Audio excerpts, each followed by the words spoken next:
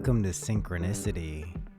I hope you're having a good time. I mean, you are. You're having a good time, right? You're listening to this. We have a wonderful guest this week, Ryan Singer from the Me and Paranormal You podcast. I was a guest on that not too long ago. Ryan also quickly became, I mean, it's weird, like, I don't know if this is happening to you guys, but it's certainly happening to me.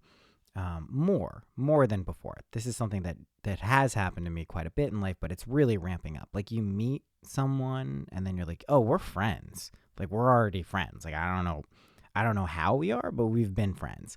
And Ryan is one of those people. So go check out his podcast. If you don't know what it is, he's a comedian. So he has this kind of light take on all of the paranormal stuff, which is like, you'll hear in this episode how he arrived at that place, because he started out pretty intense as a kid, and, you know, learned some lessons about being intense when related to metaphysical and paranormal stuff, and now has this amazing ability to talk about like really weird paranormal metaphysical shit, but in a way that's funny and cool. And if you know anything about me, I like funny and cool. So if you don't know who Ryan is, you're welcome. You're welcome. This is an amazing introduction to him as a person, and go check out his podcast. If you do know who he is, this is a long conversation where maybe you find out some things you didn't know about him. But what I can tell you is just genuinely a fantastic person. So stay tuned for that. It's going to be a fun conversation. It's coming up. Well, so many good guests coming up. All right, let's get to a few things.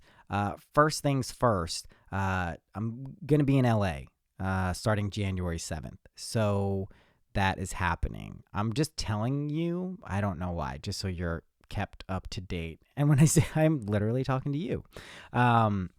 So that's going on. I'm going to be there. I will be opening up some in-person readings while I'm there at the house that I'm staying at. It's this magical place up in Laurel Canyon. So stay tuned for those. I'll announce them. That'll be in 2020. So that's going to be in January. That's how we're kicking off in Los Angeles. Going to be a good time. Stay tuned for some live events that are coming together both in Brooklyn and Los Angeles related to Synchronicity and friends of the podcast and all that stuff. Christ consciousness, easy for me to say, Christ consciousness readings. There's only, I think, 5, maybe 6 slots left, if my math is correct. They are filling up really fast. It's kind of blown my mind how quickly these things have filled up.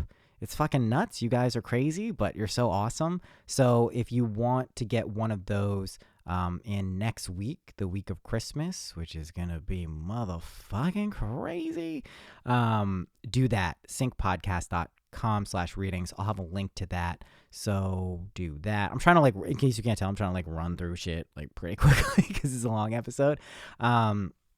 Those are really cool, though. I'm saying those are cool as though I've done one, but they're going to be fucking amazing. Also, a reminder, the books are open for 2020. If you want a reading, I'm only doing them 6 days out of every month. They're specific days. They're on full moons, new moons, and other astrologically significant dates. So you can book those in advance. There's no alternative pricing anymore. It's not like priority or not. It's just one price. That's what you pay. Also, like, let me make this clear.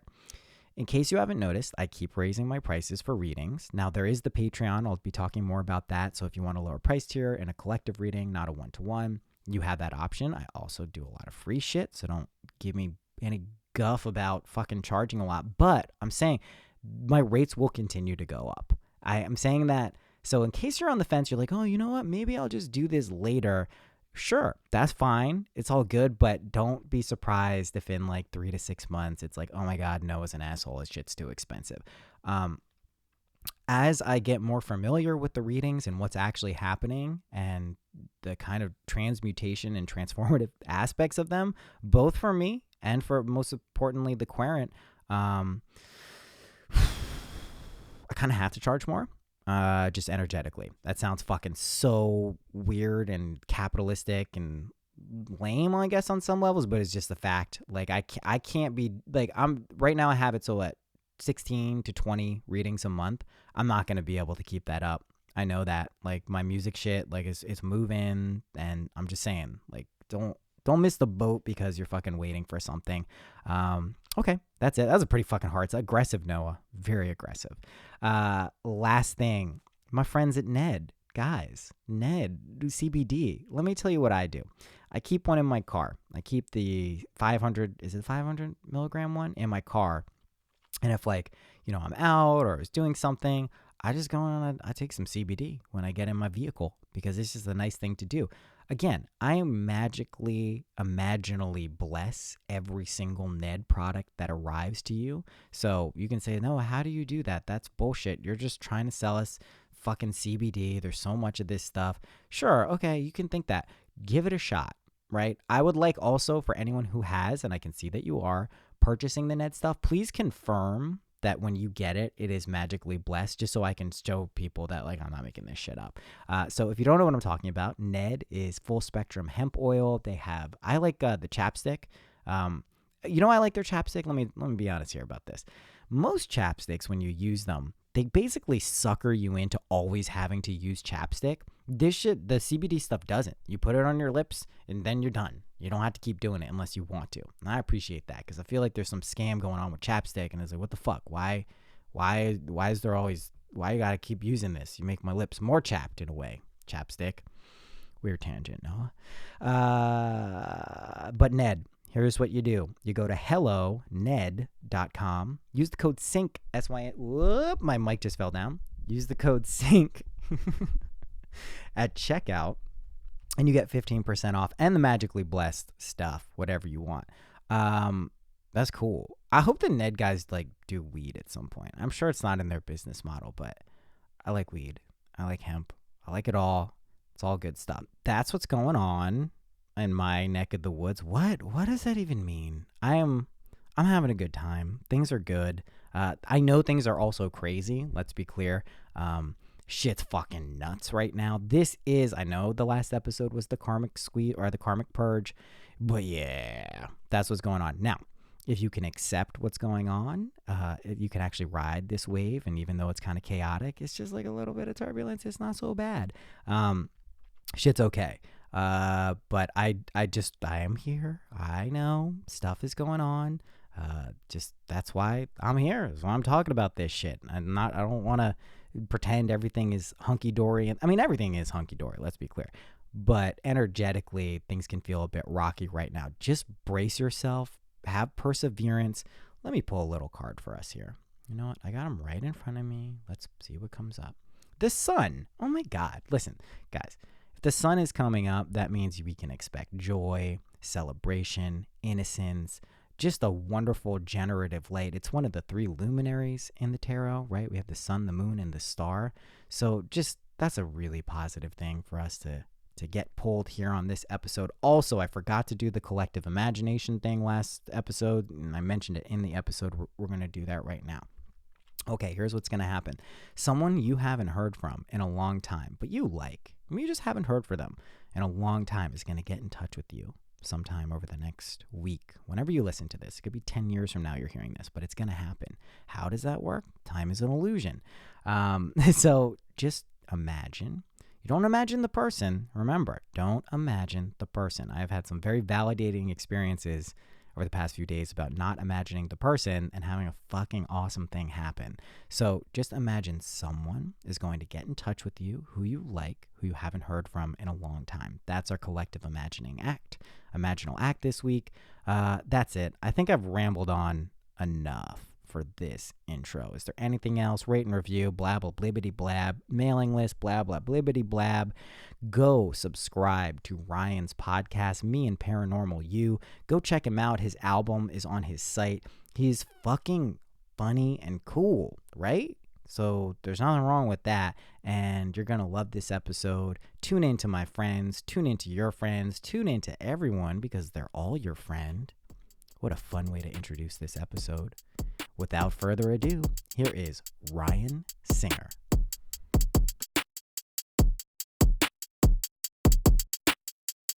I don't see what you want from me, man. I don't think you fucking see what I see, man. You could be an animal, you could be a guy. Focus on the feeling now, let your mind be the ride. I don't see what you want from me, man. I don't think you fucking see what I see, man. Check. Checky check. Yeah, we're good. Cool. I've never done it like this before because I always have my Zoom and I like go to people. It's very rare that I am recording with someone at a place where it's not on a Zoom. This is actually maybe the first time this has ever happened. Okay. Cool. And we can see the visual representation of our voices. Straight which is nice. into Ableton. What's going on, Ryan? Straight into the box. Into the box. I've worked in the box most of my life. For real. For so many ways. What's going on, Ryan? Hey, Singer? I'm good. We are in the beautiful hills here. I mean, this is deluxe. It's deluxe. This is deluxe. Curvy and high. And what a view. This is nice. It's really nice. It's been raining a lot, which has been interesting. I had a dream before I came. When I saw you last time, I had a dream that when I was going to come to LA, it was going to rain the whole time, and it didn't. It was beautiful. It was like 91 degrees. It was amazing. And then this trip, it's been raining the whole time. Like, yeah, it was raining a lot. hardcore yesterday, especially. Yeah. I mean, it was pretty cool. I mean, unless you're like stuck in it. I mean, I've been serving on jury duty. Yeah, I want to talk about that. And we have to park in this garage at the Disney Concert Music Hall parking garage. You get to park for free if you're a juror. Nice. I'm going to try to keep my juror badge so I can just park for free downtown. Don't try to for the keep rest it. of my life. Keep it. Well, you have to they process you out. So I think I have to do I dropped my thing in the toilet. I need a new one. And then just keep it. I mean, that's what I'm working with right now. So I'm thinking, but I don't go to downtown a ton. But if I had free parking, I probably would a lot more. Yeah, that's the main I've learned in a very short period of time the reason I don't go downtown is I don't want to pay for parking. Yeah. It's like really expensive. So, I mean, but then at the same time, how often am I going to just want to go downtown at 9 a.m?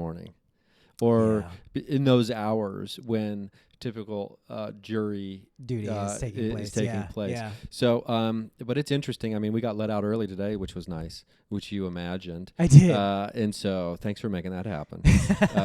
I brought in a ton of cookies today for everybody in the juror room. Oh, really? Because somebody brought in potato balls yesterday. I don't know if you've ever had potato balls. No, but it sounds delicious. It's from this Cuban bakery called Porto's, which is unbelievable. It's so good. Like everything they do there is really delicious.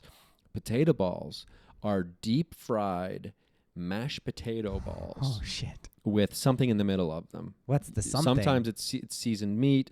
I'm off meat, so luckily the guy brought in a bunch of like pepper. Oh. Like peppers in the middle. And it is just so, I mean, you could eat nothing else. Like if the desert island, you get one food. Potato balls. Potato balls. I'm doing potato balls. And suspend your disbelief about where they come from or how they're made. You just, every day you wake up and there's an unlimited supply of warm, fresh potato balls. That's my thing. Because you eat about 12 of them, which is a lot, by the way. How big are they? They're a little bigger than a golf ball. Oh, shit. Those are big. But they're savory, they're filling. And then if you're on a desert island all by yourself, you eat 10 to 12 potato balls. Now you need to sleep for like 3 hours. So you fall asleep. It's good, though. Wake up, eat 10 to 12 more potato balls. How many are you averaging in a day is the question. Are you like, is the sleep from the potato balls making you not have to sleep at night because it's so regular? No. So you still have to sleep at night? You still sleep at night. Oh, okay.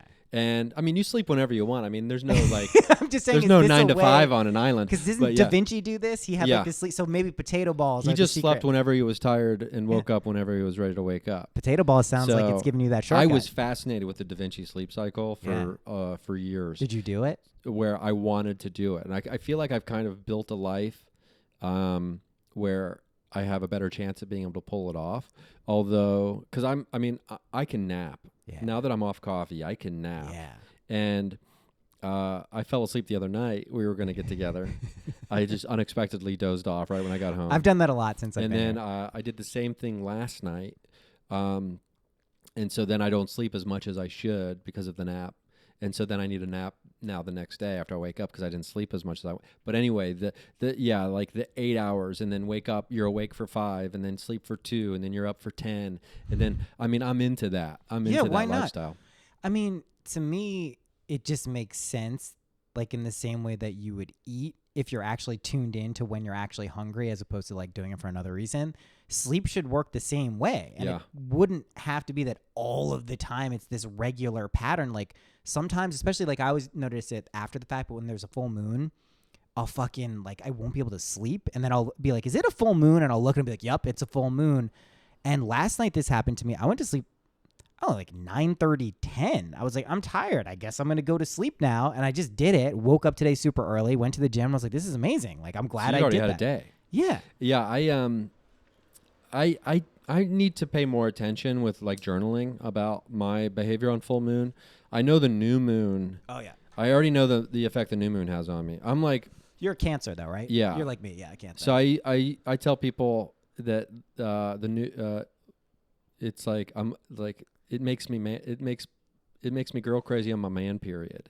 It's like I have my like the new moon makes me extremely sexual and like for those like just 3 the or 4 new moon days. for you. That's nice. That's nice, dude. That must be nice. Just the new moon. Well, no, I mean it's amped up. It's yeah, okay, amped I up get you. to where I'm like, it's like crazy. No, like it's almost like what the fuck. Yeah, I do. It's like, come on now. I'm not 14 years old anymore. God, you know. But the new moon does that for me, and but the full moon, I'm not exactly sure the effects the full moon has on me yet. I need to do a better job of like paying attention. I mean, because people will say things like, well, you know, it should do this to you, blah, blah, blah. But you never really know until you like take note of it yourself and try to, you know, thoughtfully understand the effects it really is happening on you. Yeah. Or happening to you. Well, you're a Cancer too. So we're ruled by the moon. Our sun sign is ruled by the moon. And I noticed the moon card when I walked in.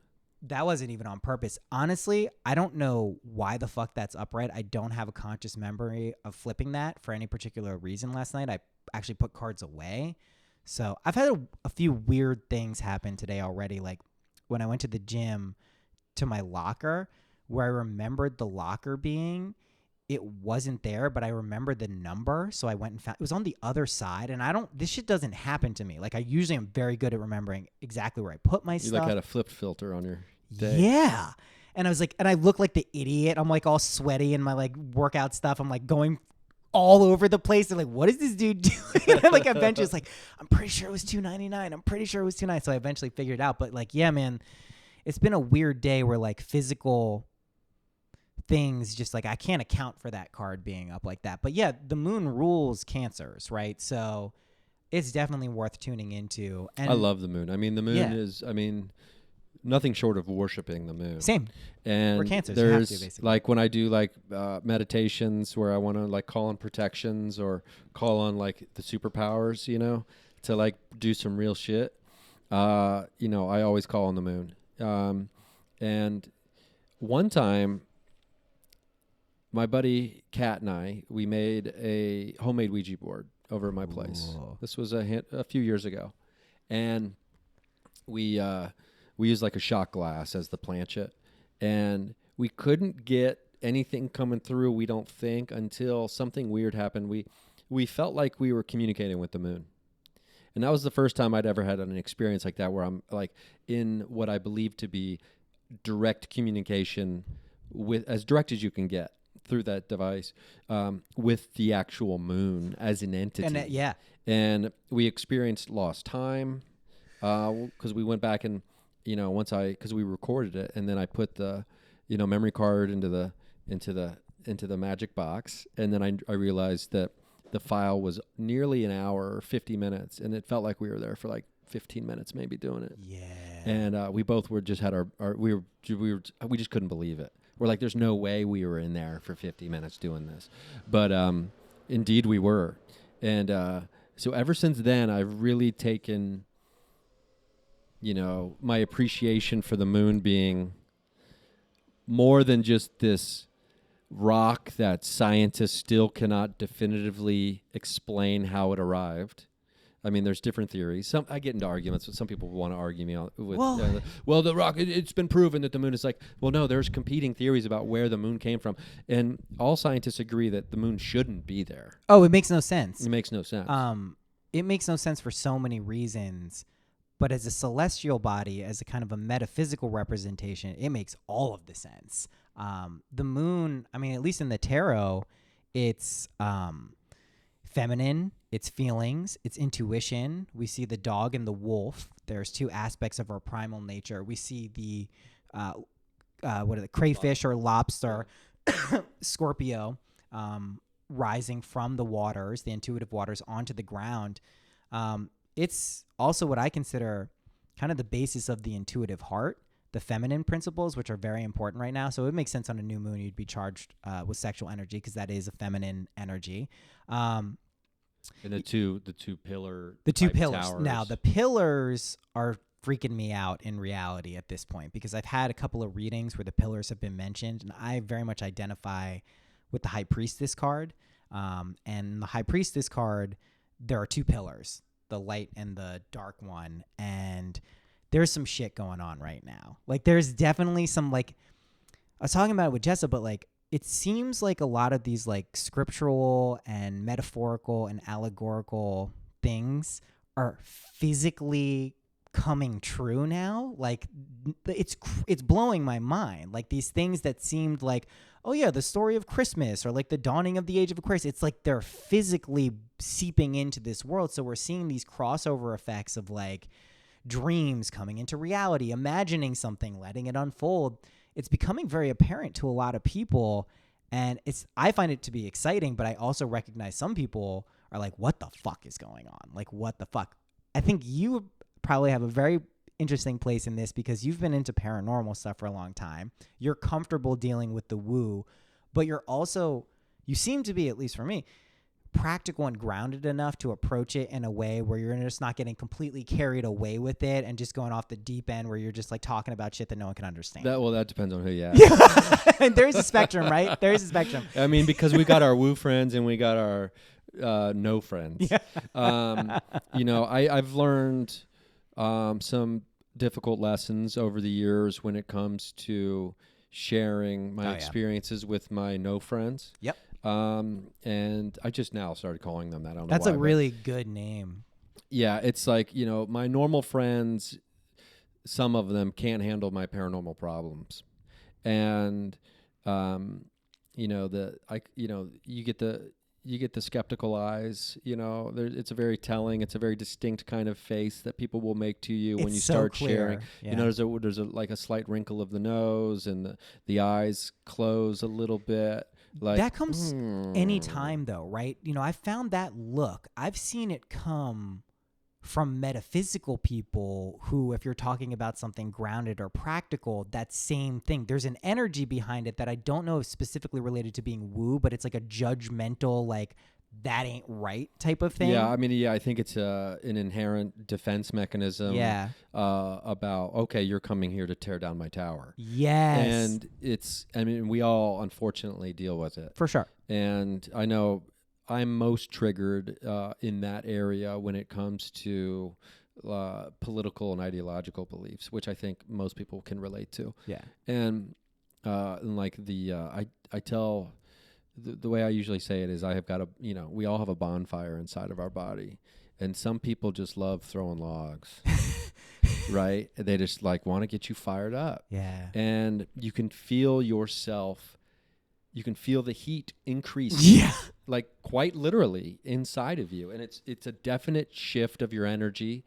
And I try my best with like breathing techniques and things like that. But sometimes motherfucker just wants to burn. That's why you got to test the bitch. And I wish, because I love fire. I do. I could stare at a campfire for 12 straight hours. Yeah. And if I could pick a time in history to go back, I'm like, let's go back to when it was like fire, food, and fucking. That's your your ideal. That's cool, man. Like I wish I was there at the time of fire, food, and fuck, where everybody decided, you know what, we've got everything we need right now, but wouldn't it be great if we put a lot of things in the way of getting all the things that we need and want? How about we give ourselves, how about we build a society that has jobs and things where you have to earn money to then get the fire and the food and the fuck. You're right. And it's I get it to a certain degree because we're pretentious, lazy, and we were indulgent little bastards, right? Like, carpet is just inside grass. Yeah, right? It's weirder than inside grass. Yeah, and too. so it's even like, weird. what do you like? I want like if I was living back then, I would much rather sleep on the grass than I would. Well, still an option. You can still do Yeah, this, than on man. the dirt, right? You're Than on right. the Okay, I rocks. see what you're saying. Yeah. You're not total like, let me get on the Yeah. dirt and the rocks. And I'd much rather sleep underneath cover than out in the open if it was raining. Where's the line for you though? Like, where are you jumping from like primitive society to like modern conveniences? Because I keep doing that. I'm like, yeah, grass is good, but so's a bed. Also, like a really nice mattress is good too. So I definitely have been going. Well, up no, a I lot, can. No, trust me, I appreciate my mattress, and I appreciate the heat and the air conditioning and the luxuries I'm afforded. But if I was unawares of those things existing, I think I would have been pretty good back then. Like I mean, Yeah. it's tough to say. It's a thought experiment because you really have to like transport yourself into a differerent time with no knowledge of the time you came from. Yeah. You right? have to totally be a blank slate there. And just out there worshiping the fucking moon at night. That You does know what I sound mean? nice, though. Like appreciating the earth, worshiping the earth. Can we do all this being now, dirty though? as hell, but you wouldn't even really know you stunk because everybody did. Right. And it would just be you just have a stink.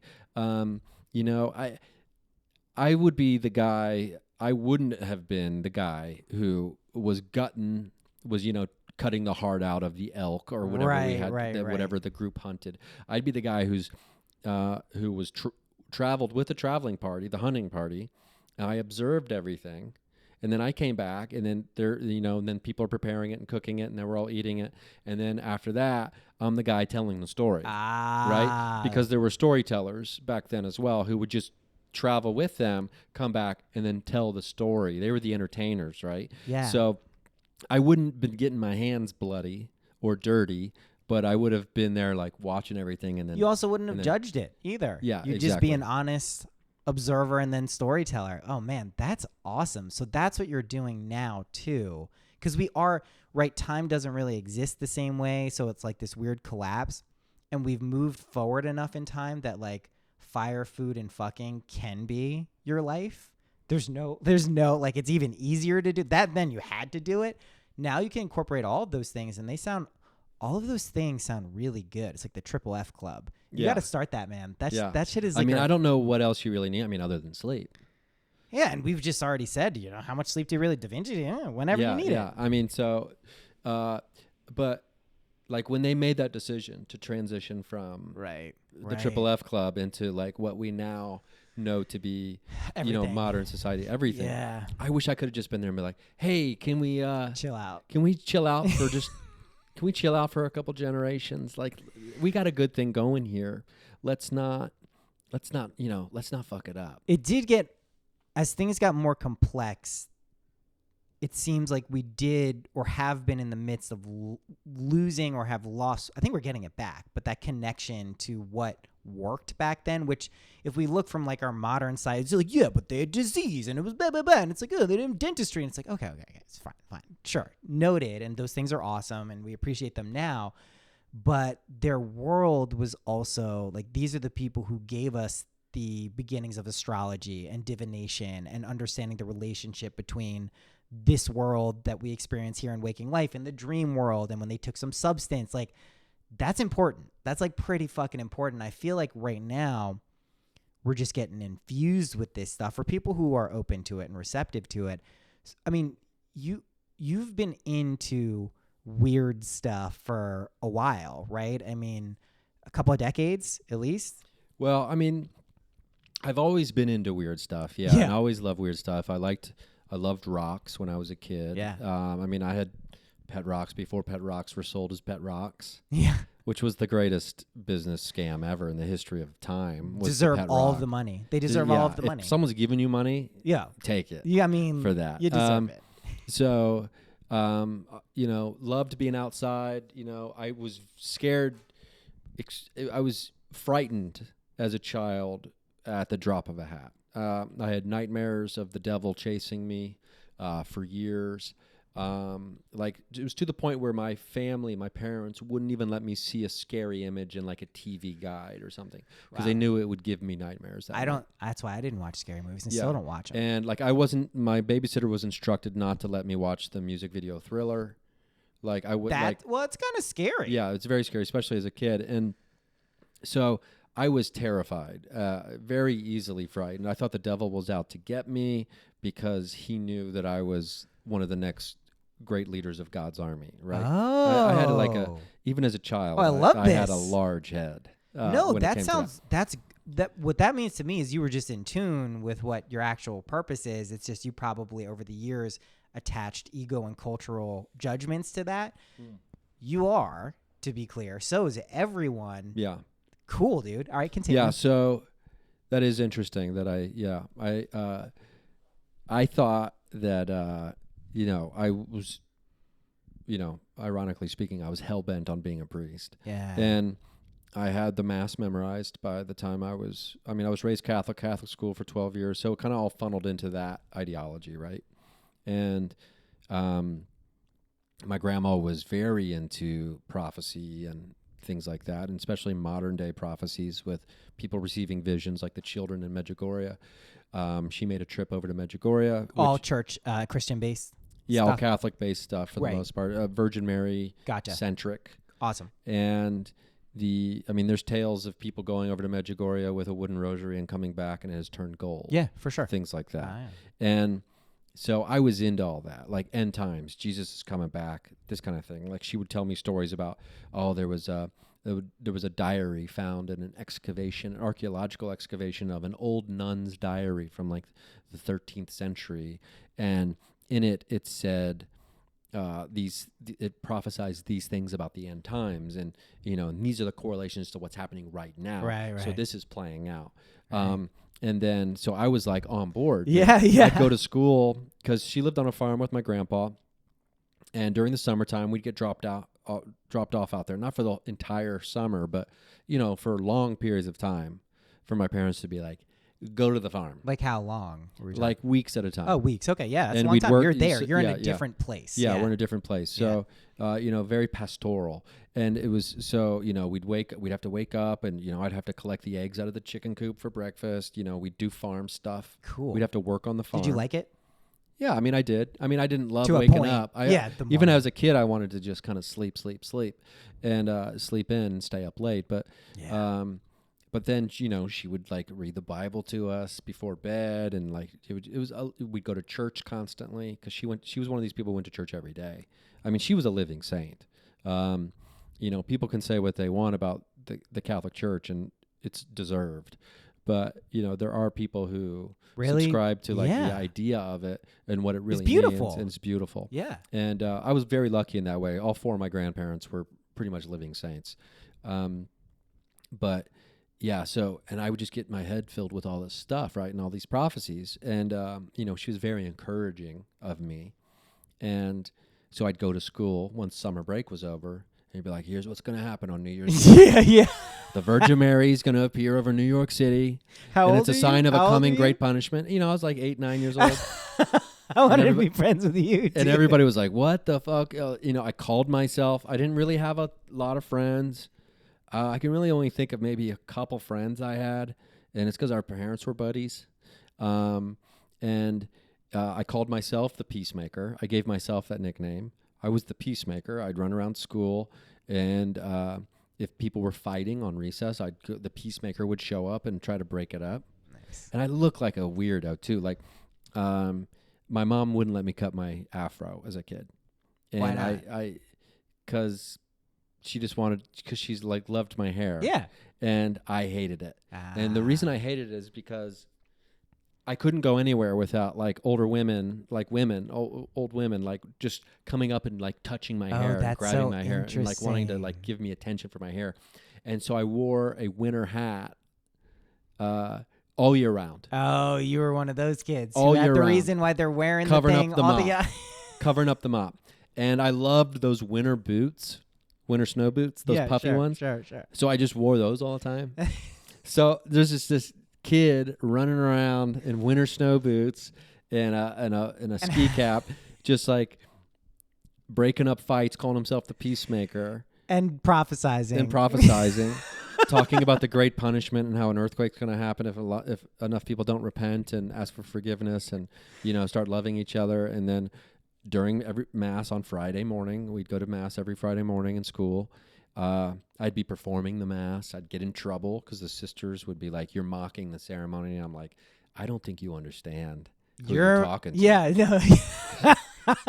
This is incredible. Like, you need to back up because you're making a I'm mockery. At the top of the food chain over here. And the devil and his army are going to show up any fucking day. And I'm on this shit. And I'm on it.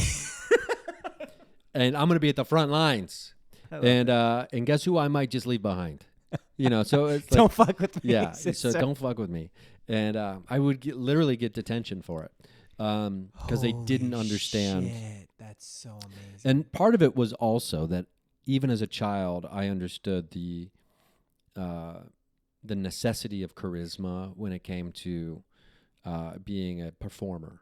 Right. And I think my mom told me, she goes, "You'll never get bored if you're watching someone, if you're looking at them in the eye." Ah. She's like, so if you look at someone in the eye when they're speaking or when they're performing or whatever, you're much less likely to get bored. Now, granted, the content could be extremely boring. Yeah. And so sometimes you might not be able to really avoid it. That's why I can't listen. If I could look at Manly P. Hall.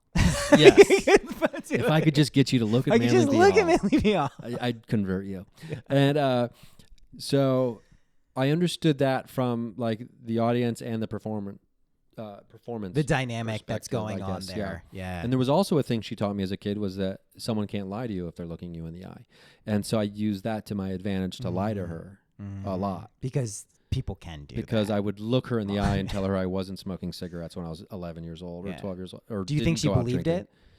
She, looking back, sometimes I got away with it because of that. Yeah. Because she'd say, "You're lying to me." I'm like, "Look at me in the eye. Look Mom. at me. I was not out drinking with my friends tonight." I used to do that shit all the time. And she'd be like, kid. "Okay." And and also as a mother, she doesn't want to think that she's raised a sociopath. It is a better way of thinking about your role as a parent. I don't want to sit here and act like I've taught my child how to be the most effective liar in the history of time. It's like Dexter. She Dextered you. So I had I was locked into that whole life, right, as a kid. And then it turns out I just traded in the pulpit for a podcast, in the stage, the microphone. For sure. And it's like, it's no longer scripture, it's, jokes. But I have a shamanic Reiki healer that I love, and I saw her recently, and she told me about my life contract, like the contract I signed before I entered this body. Totally. What I signed up for. And then in conjunction with having a couple different therapists, one of them who is using me to develop his tantric embodiment therapy, and he uses tarot, numerology, astrology, all these things, in conjunction with his just basic therapy as well. Great. We need more people like that. And it's really interesting. And he's gone through my birth chart with me and some other things, and it just kind of really blows my mind. It's so weird, right? About the framework, because I've always been a person who, at least in comedy and when it comes to art and writing and things, I'm like, art is first and foremost here.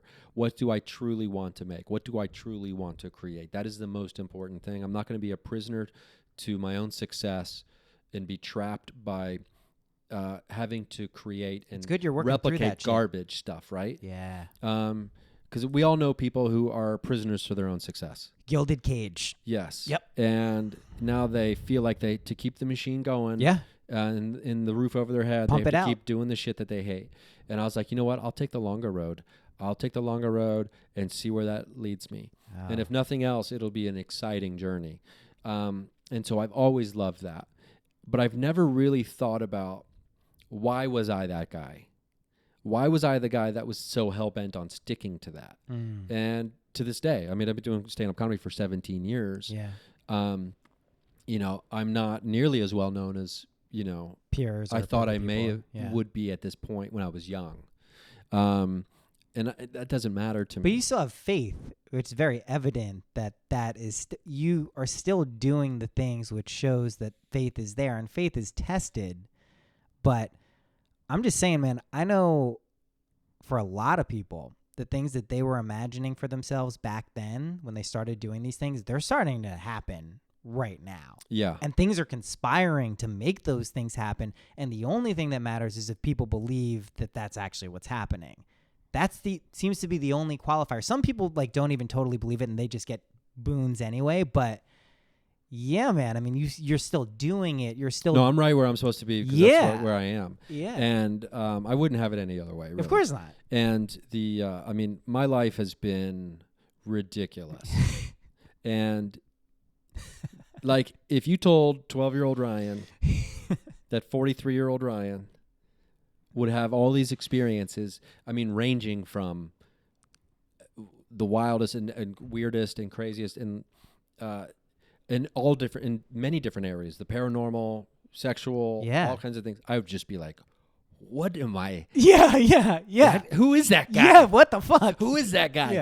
Yeah.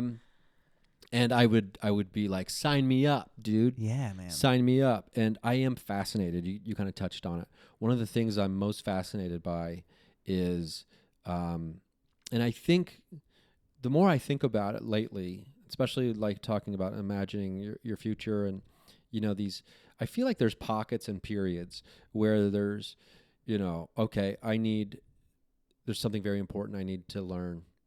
And it's like when you play Civ. I love that you. It's like I love when you're playing Civilization.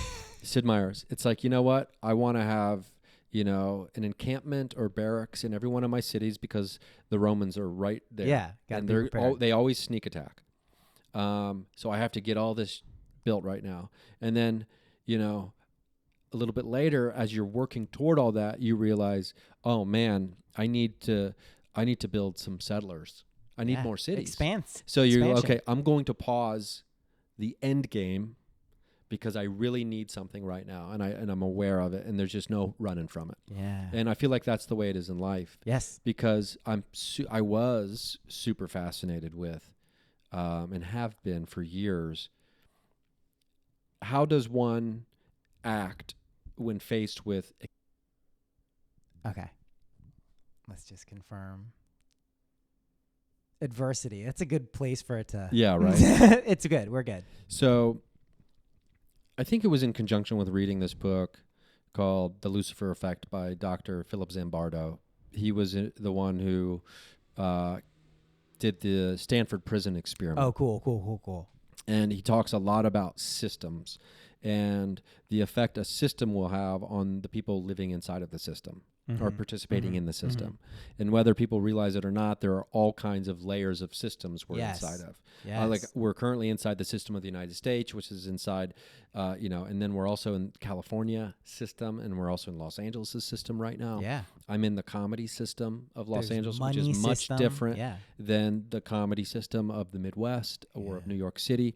These systems have effects on us. And I've always hated when someone I really loved faced adversity and then ended up being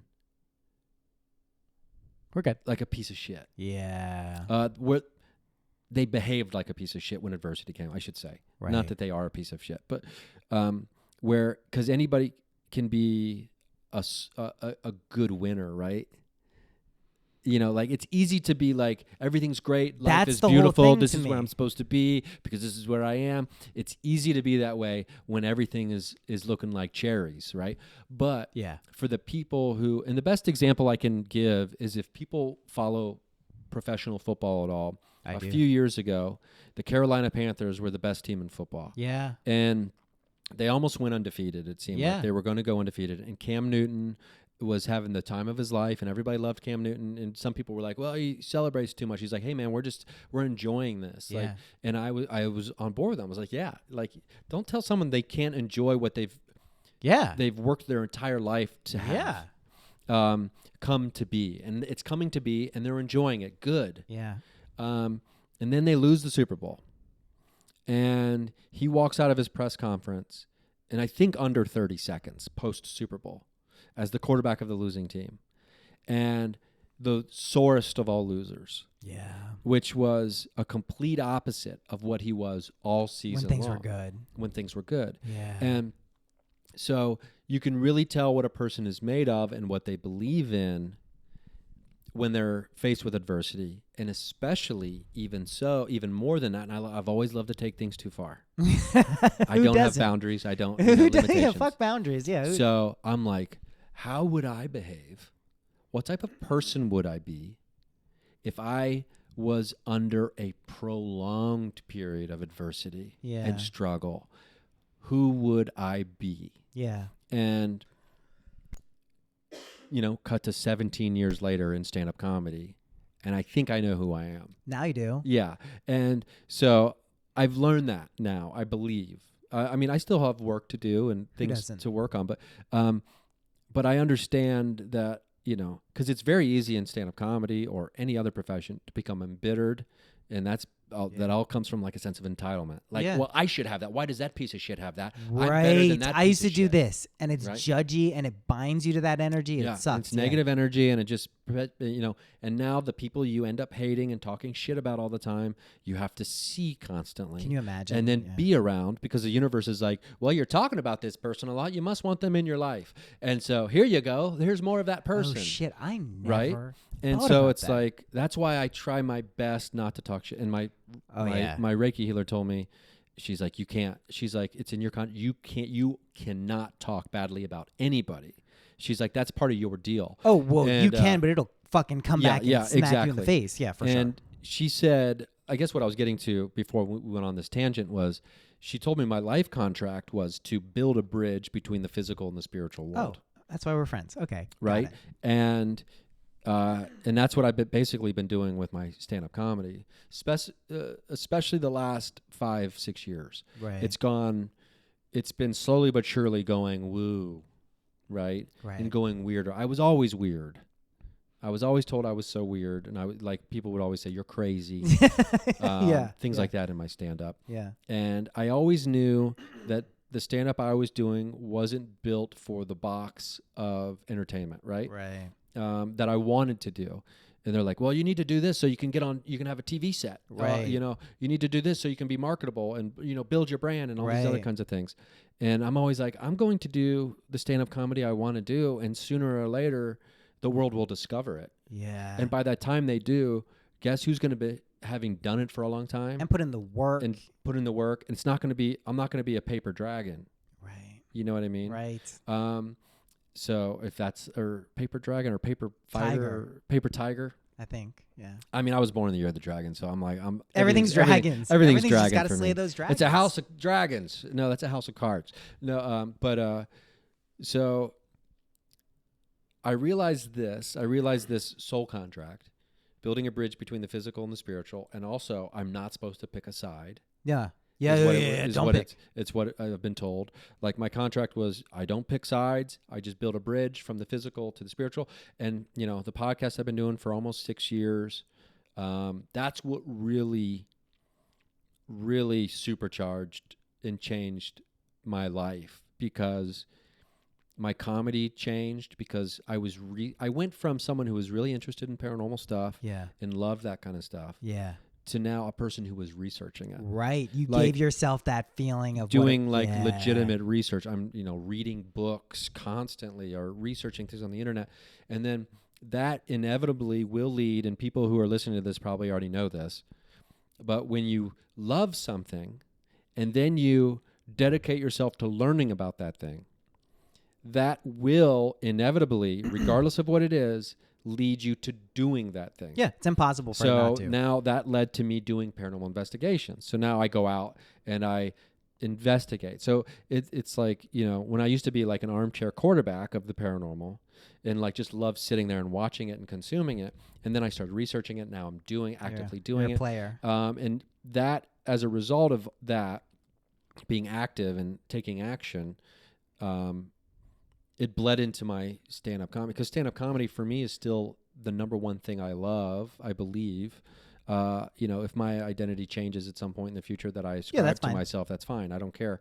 It was a couple years. I think it was about 2 years ago where I told the universe, I was like, listen, you lay out the stones and I'll step on them, and I don't care where they go, even if they lead me away from stand-up comedy, even though I attach so much of my identity, knowingly, Good job. attach so much of my identity Good job. to it. That's how you get And that. I was like, I'll go wherever you take me. And so here we are now. But That's you talking yeah, to so yourself. my stand-up comedy totally changed because of all the things I was just consuming and reading about and interested in. Yeah, So my act used to be very like story-based, personal life kind of stuff, sure. and then also just random jokes.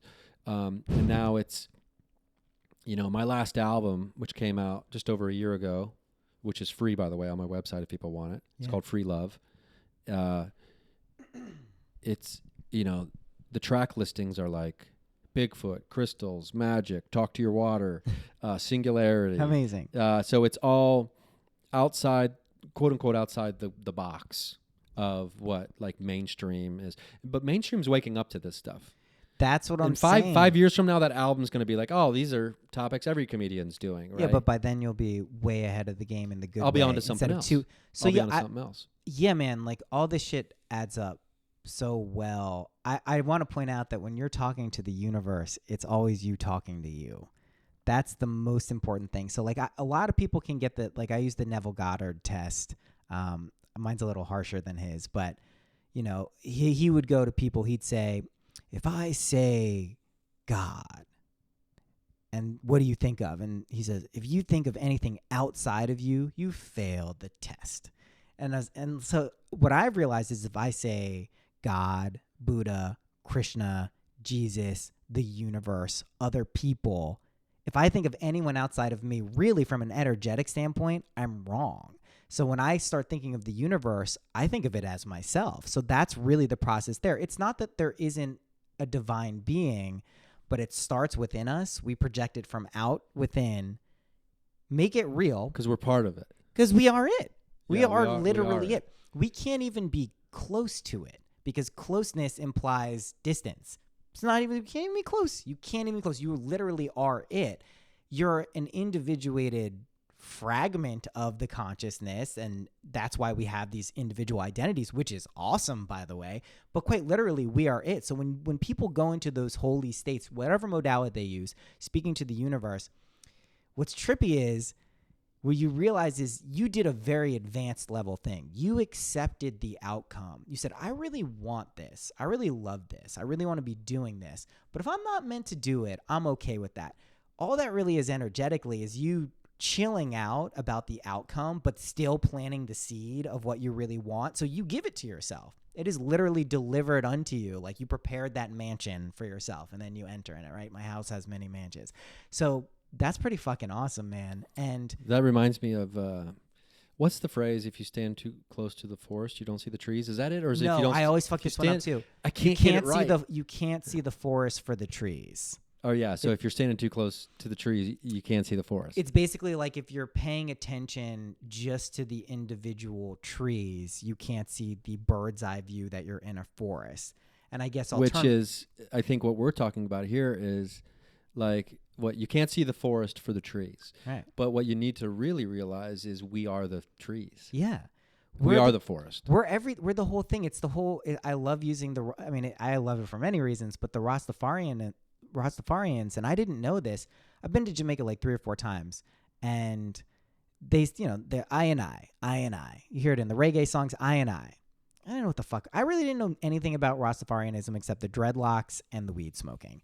And then when I started getting more and more into Christian mysticism, I found out that Rastafarians believe it's just biblical scripture interpretation. And they quite literally believe that I and I is I, Ryan, I, Noah, is the little I, and I, the big I, the whole fucking thing. And it's an embodied God consciousness in people, which is like, that's the waking up process, is like totally seeing it, recognizing it, being like, holy shit, am I that? Then you're like, oh shit, I think I'm that. Then kind of dealing with the ramifications of being all of that. And then from there, starting to like live your life as a person. That seems to be what's happening for people. although we don't consciously pick up on it because it's like that would be a really crazy place to think of all of it. It's like, whoa, just be a person. But it does also seem like at this point in linear time, a lot of these strong desires and authentic, you put yourself through adversity. I put myself through adversity. We all have those people, whereas maybe it felt like, is this ever going to pay off? Is this just Sisyphusian? Like we're just pushing this rock up and it's always going to come back down.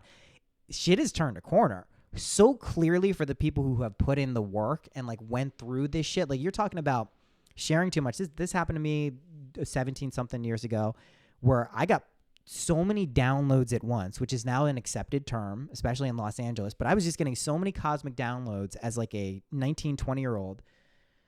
I couldn't shut the fuck up about it. I was just like blabbing. I was like, unconditional love, numbers. You don't understand. Chakras. Numbers. Yeah. I fucking love numbers. Numbers are the best. Yeah. But everything is letters and numbers. Well, it is. And they're primordial archetypes. But going through experiences where you know something to be true, but you either lack the ability to communicate it or understand what it is a very big lesson that most people, quite frankly, aren't prepared for, because the alternative of like recognizing that and working through it and figuring out when to be discerning and who to share with is you kind of have to go a little crazy to get to that point, because you have to test the boundary of like what the fuck is real. But yeah, man. And I've definitely gone crazy before. Oh yeah. Yeah, for sure. I gave up all that, like the God stuff, like the uppercase G, the capitalized G God stuff. I'm all about lowercase G right now. Lowercase G. But I moved to California. I dropped out of college, moved out here when I was 21 or 22. I can't remember exactly. And I think I was 22. And I lived out here for about three months, maybe. I made it before I like had a mental breakdown. You're just like, what the fuck? I was just driving around the city in my two-door Saturn. A Saturn? Holy shit. Maybe it was longer than 3 months. But and I was just screaming and crying. Yeah. Just driving around the city, screaming and crying. And I realized, I got to get the fuck out of here. Yeah. Right? And my whole life, I was like, I'm going to California, baby. I'm going to Los Angeles. That was what I saw for myself. And so I was like, I have to be there. And so then I'm out here, I'm like being miserable, and I'm like, what's real? You know what I mean? Yeah, I do. And I moved back to Ohio. I packed up all my shit, and 2 days later I was gone, which was a pattern I would partake in for years, where I would just make a fucking choice, and it was my choice. I'm doing it. Burn everything down. Yeah. And I would just move across the country, back and forth. It was a ping pong ball from Ohio to California up until about 8.5 years ago when I moved out here the last time. Right. And it was, when I moved back to Ohio in my early 20s, I fell back into religion in a major way, like that prophecy shit from when I was a kid. Cool. But this time it wasn't something that I was like interested in and like wanted to be a part of necessarily. It was something that consumed me in a way that you see people get consumed by conspiracy theories nowadays. Yeah, it's like obsessed. I totally get it. So I became a prisoner to the belief system as opposed to being set free by it. You know, God should be like a puppy. Should make your life better. Oh yeah. It shouldn't make you a prisoner to it. Even if it pees on your shit and chews up your shoes sometimes, it's all good. It's a puppy. You needed to clean your carpet, bro. Yeah, it's all good. Those shoes sucked anyway. Yeah, exactly. And then one day, I mean, I would sometimes I wouldn't even leave the house because I was so convinced that Jesus was coming back and the end times were upon us that I'm like, I'm going to go to the grocery store to get food. I'm going to see a married woman in the produce section, and I'm going to want to have sex with her. I'll be physically attracted to her and imagine myself like, having sex with her. So I'll be sinning in the Catholic way of sinning, which is just as bad in your mind as if you do in action. And Jesus would pop up in the grocery store and be like, I'm back, right in the middle of my sin, and I'd go to hell on a technicality. Like I was overthinking it all that much. I became pretty paralyzed by it. And But the interesting thing that was occurring at the same time was I was waiting tables at a comedy club. even though I was this like God-fearing, I wasn't going to do stand-up, but I'm waiting tables at a comedy club. What does that tell you? It's the only job I could find, I told myself. Yeah. It's the only job I could find. Only job you could Yeah, find. yeah, right? Only job you could find. So even when I was the furthest away from it all, You still I have the still connection. found myself in there, Of course. in that world. And then I broke free, I don't know, a couple years later. And then that's when I got back and decided, you know what, I'm going to do stand-up comedy again. And that's when I really started. I was about 25 years old, Right. 24, 25, when like I finally like really broke free from all that shit. But you're talking about like not having discernment and things like that, and like having to learn, getting downloads and you're not ready. Yeah. You don't know how to communicate the language. Yeah. My stand-up comedy at the beginning, because that's really when I started, was when I was like 25. Yeah. And I was out of control. I mean, I was on stage. I'm an artist. I don't care. I don't care what the rules are. You're like a diva already for Right? your... Yeah. I'm an artist. I perform what I believe to be comedy on the stage of a comedy club. You either work me or you don't, but I'll be here at your open mic nights. I'll be putting on my own shows at bars. People want this art, right? I cannot be controlled. Yeah. Don't or even tamed. try. Yeah. And for almost 5 years, I didn't get any work. Yo, I wonder, dude, what? And Weird. I was out of, I mean, I wasn't out of control. I mean, I'm exaggerating for effect a little bit, but I was no comedy club manager or owner or booker could trust me as far as they could throw me, like on stage at a show. They didn't know what I was going to do or say. You know, half the time I'm up there skull fucking the devil. You know, other times I'm doing other things. So then I realize, okay, do I want to be a stand-up comic? Then learn how to write a fucking joke. Yeah, right? probably helpful. And so, and challenge yourself to write something that's clean, right? And so then I embarked upon this challenge, and then boom, within a year, not even, I was working everywhere. It seems like whatever you set your mind to happens pretty strong for you. Yeah, right? And so... both directions. And the interesting thing is about at least for me, my comedy nowadays very strongly resembles the comedy when I first started, when I was quote unquote out of control. But you can But now I have a toolbox. I learned how to be a stand-up comedian, right? I learned how to connect with people, or I learned the art and the craft. I mean, art's one thing, craft is another, you know what I mean? Like doing the work. I did the work as opposed to just being like, I wake up and I just go on stage, man, you know? And so then I developed the craft, and which built inside of me, like a respect for it. Right. Because there's real power in stand-up comedy. And if you don't respect it and its history and just all the magic that is involved in it all, I don't think anyone will ever truly be as great as they could be. That's just life, right? Yeah. I mean, that's pretty awesome. I mean, what strikes me about all of your stories through your life is, man, you are really running your show. Like, I don't even know if you catch on to it as much. It's interesting you said that, because it's making me think about that. Yeah. I hadn't really thought about that. Oh, yeah. Like, you are really in every direction, but you're doing the smart thing, which I used to think was the dumb thing, or not the dumb thing, but for me, I was like, why is life like this? Like, why do I have to be concerned like with ethical things and moral things and like right and wrong? And I thought it was like, man, shit, this kind of sucks. It's restrictive in a lot of ways, but it's morphing and has morphed into this like, oh, I put in all that work and kept myself honest in that way, because now when it's very easy to see that our imaginations or conceptions of self create reality, we've kind of put ourselves through the fucking ringer already. And this is what I've been telling people who haven't found like financial success to the degrees that they imagine. And some people imagine some pretty fucking big things, and it seems completely incongruent with where their life is. I remind people that a lot of people have really put in the work, really put in the dedication. You are smart enough to work through all of your life issues before the flood of money and success comes, because then you can actually enjoy it. Like, we all know the people, whether it's in comedy or any other field, who hit success, hit money, And it just amplified all their fucking problems. So if they were kind of a miserable son of a bitch, that just made it worse for them. No one really, when they imagine themselves like having those things, wants to imagine themselves being miserable, like having success and or outward appearances of success and money. So I think there's a wave of people right now who are quite literally waking up to the realization that they are successful. They will be successful. All of those crazy kind of things they imagined are not only possible, but are quite likely if they can believe it.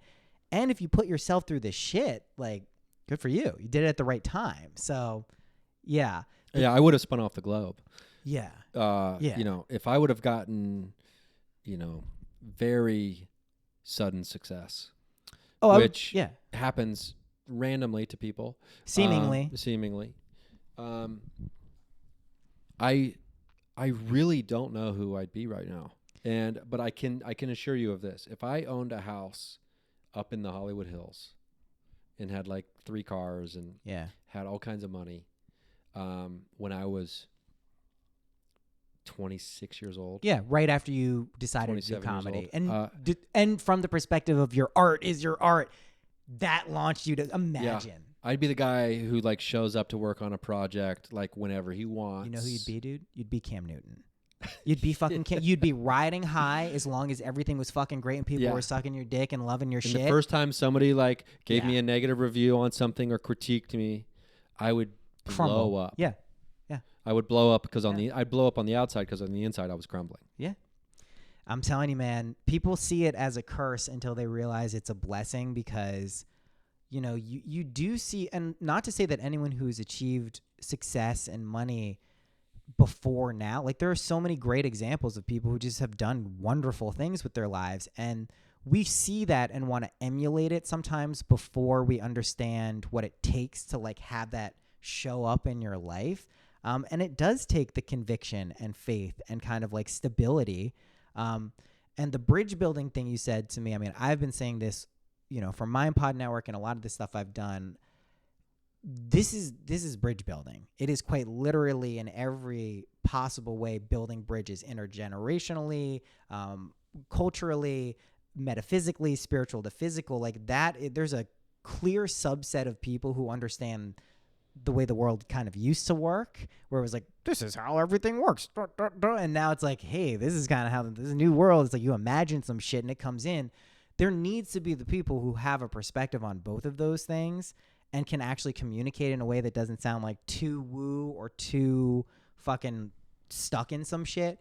And I just have I call it a gut feeling that people who can effectively do that, whether through any form of creativity, anything, will actually be living very fun and awesome lives. And like, and I mean, in fact, they already are. Yeah, they are. That's the fucking crazy thing.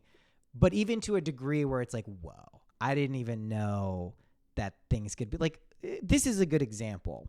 I don't live here, but I do. I've lived here for a few days. I'll live here for a few more days.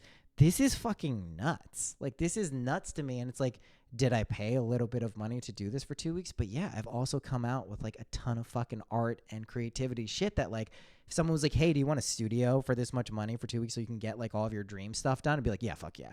Like, I don't care. It's all good. So people are just, they're walking into like these kind of miraculous situations. And the doors are open. Yeah. And all you have to do is take a step. And it's scary. Oh. It can be scary. I mean, when I first started coming out, I say coming out of the attic. Yeah. With my paranormal experiences. I love that. It was, I don't know, over 10 years ago probably, to some friends. And there were just a few friends who knew about like one of my big experiences. And then more and more, you have to be, I don't know. I knew I had to be ready to face ridicule. Yes. And it's only when you realize that you're strong enough because you've done whatever you have to do to get to that point where you can handle it. Yeah. And it doesn't affect you. And that's not to say that it doesn't affect me from time to time, but there's... You know how to deal with it. Yeah. And I mean, because I know years ago when I first moved to LA and I would be on stage talking about some of the experiences that happened to me sometimes at shows, and people would be like, what the fuck? Like, it wouldn't be like, it's not that fairy tale story of like, and then I opened up and told a story about how I dated a shapeshifter and the audience was mesmerized and loved me. And now I have my one person shows on Broadway. You know what I mean? It was. I would see that show. Just to be clear, if that there was the timeline where that happened, Maybe I I'd should be there. make it a musical. Dude, I will go.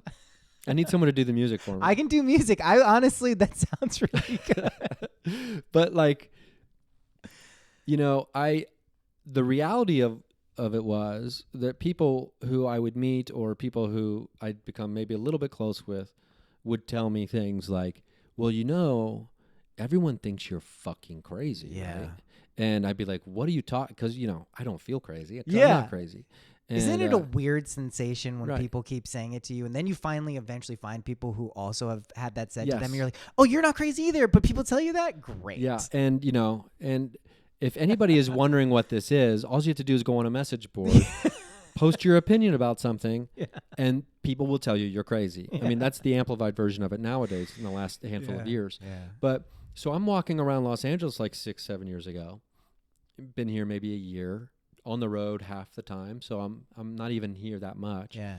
And then, with this impression of like, oh, who thinks I'm crazy? Everyone so no matter where I go, I'm like, do Is they that think I'm person? crazy? Yeah. Can I say anything? And I will have conversations to this day with people where I'll bring up something and somebody who I don't know all that well will be like, oh, I knew this was coming, right? Like, because I'm the one saying it, Yeah. right? And you have to, or I have learned that no matter how open I have been about it or how, well known I could ever become for talking about these things, the tide of skepticism is washing upon the shore. Yeah. But Rhythmically, always, Always. never ending. And once I realized that it's the tide coming in and going, and it's repetitive. It's never going to stop. It will change forms, and sometimes it'll be higher and sometimes it'll be lower.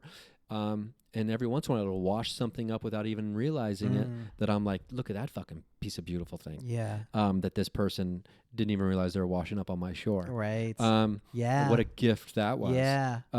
But it's unrelenting, and I can, I do my best to avoid, the general feedback areas of the internet.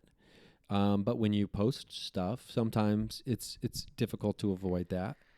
Yeah, the criticism that comes, well, I was just thinking about, like, as you gain more attention and access to people's minds, just if they're tuning into you, you're going to get the whole spectrum of people, right? You're going to get the people who completely get what you're doing and love it and think it's the coolest thing, that you're like authentically being you and they're with it. And you're going to get the people who see it and are like, fuck this. Like, fuck this. Who's this fucking idiot? Who's fucking talking about shapeshifters? He's fucking crazy. Like, yeah. Why is this person on this thing? Or why are they here? Or like, this doesn't make, oh man, I can't handle this shit. Or stuff like that. Yeah, exactly. And I see it because of just the MindPod Network YouTube, which isn't my face or name or anything. Like, there's Manly P. Hall videos and Neville Goddard videos, and then a few of my things. And all of my things actually are, no one really has taken offense to, but some of the Manly P. Hall stuff, depending on what he's talking about, like religious stuff, people will lose their fucking minds. They'll be like, you're going to hell. This is devil worship. Anything from that to like complex reptilian agendas. And I'm like, oh, okay, I see. Dude, here's the perfect example Yeah. of just how far people will go with this stuff. And back in the day, people used to believe anything that was printed in the paper. Oh, yeah. Like 70 years ago. Like it was in the important newspaper, to. It was real. Yeah. And, never mind that Henry Ford, was running his out of Deerfield, Michigan or whatever, printing all this, anti-Semitic propaganda. But people were like, it's in the paper. Has to be real. The Jews are trying to take over the world. Yeah. Like, what the fuck is going on? Yeah. So it became real to a lot of people. Yeah. It was about 2 years ago now. the brilliant comedian friend of mine, Brent Weinbach, calls me. I'm in the green room of a comedy club called Crackers in Indianapolis, working the weekend. My buddy Lisa Curry is passing through town, so we're hanging out in the green room before the show starts.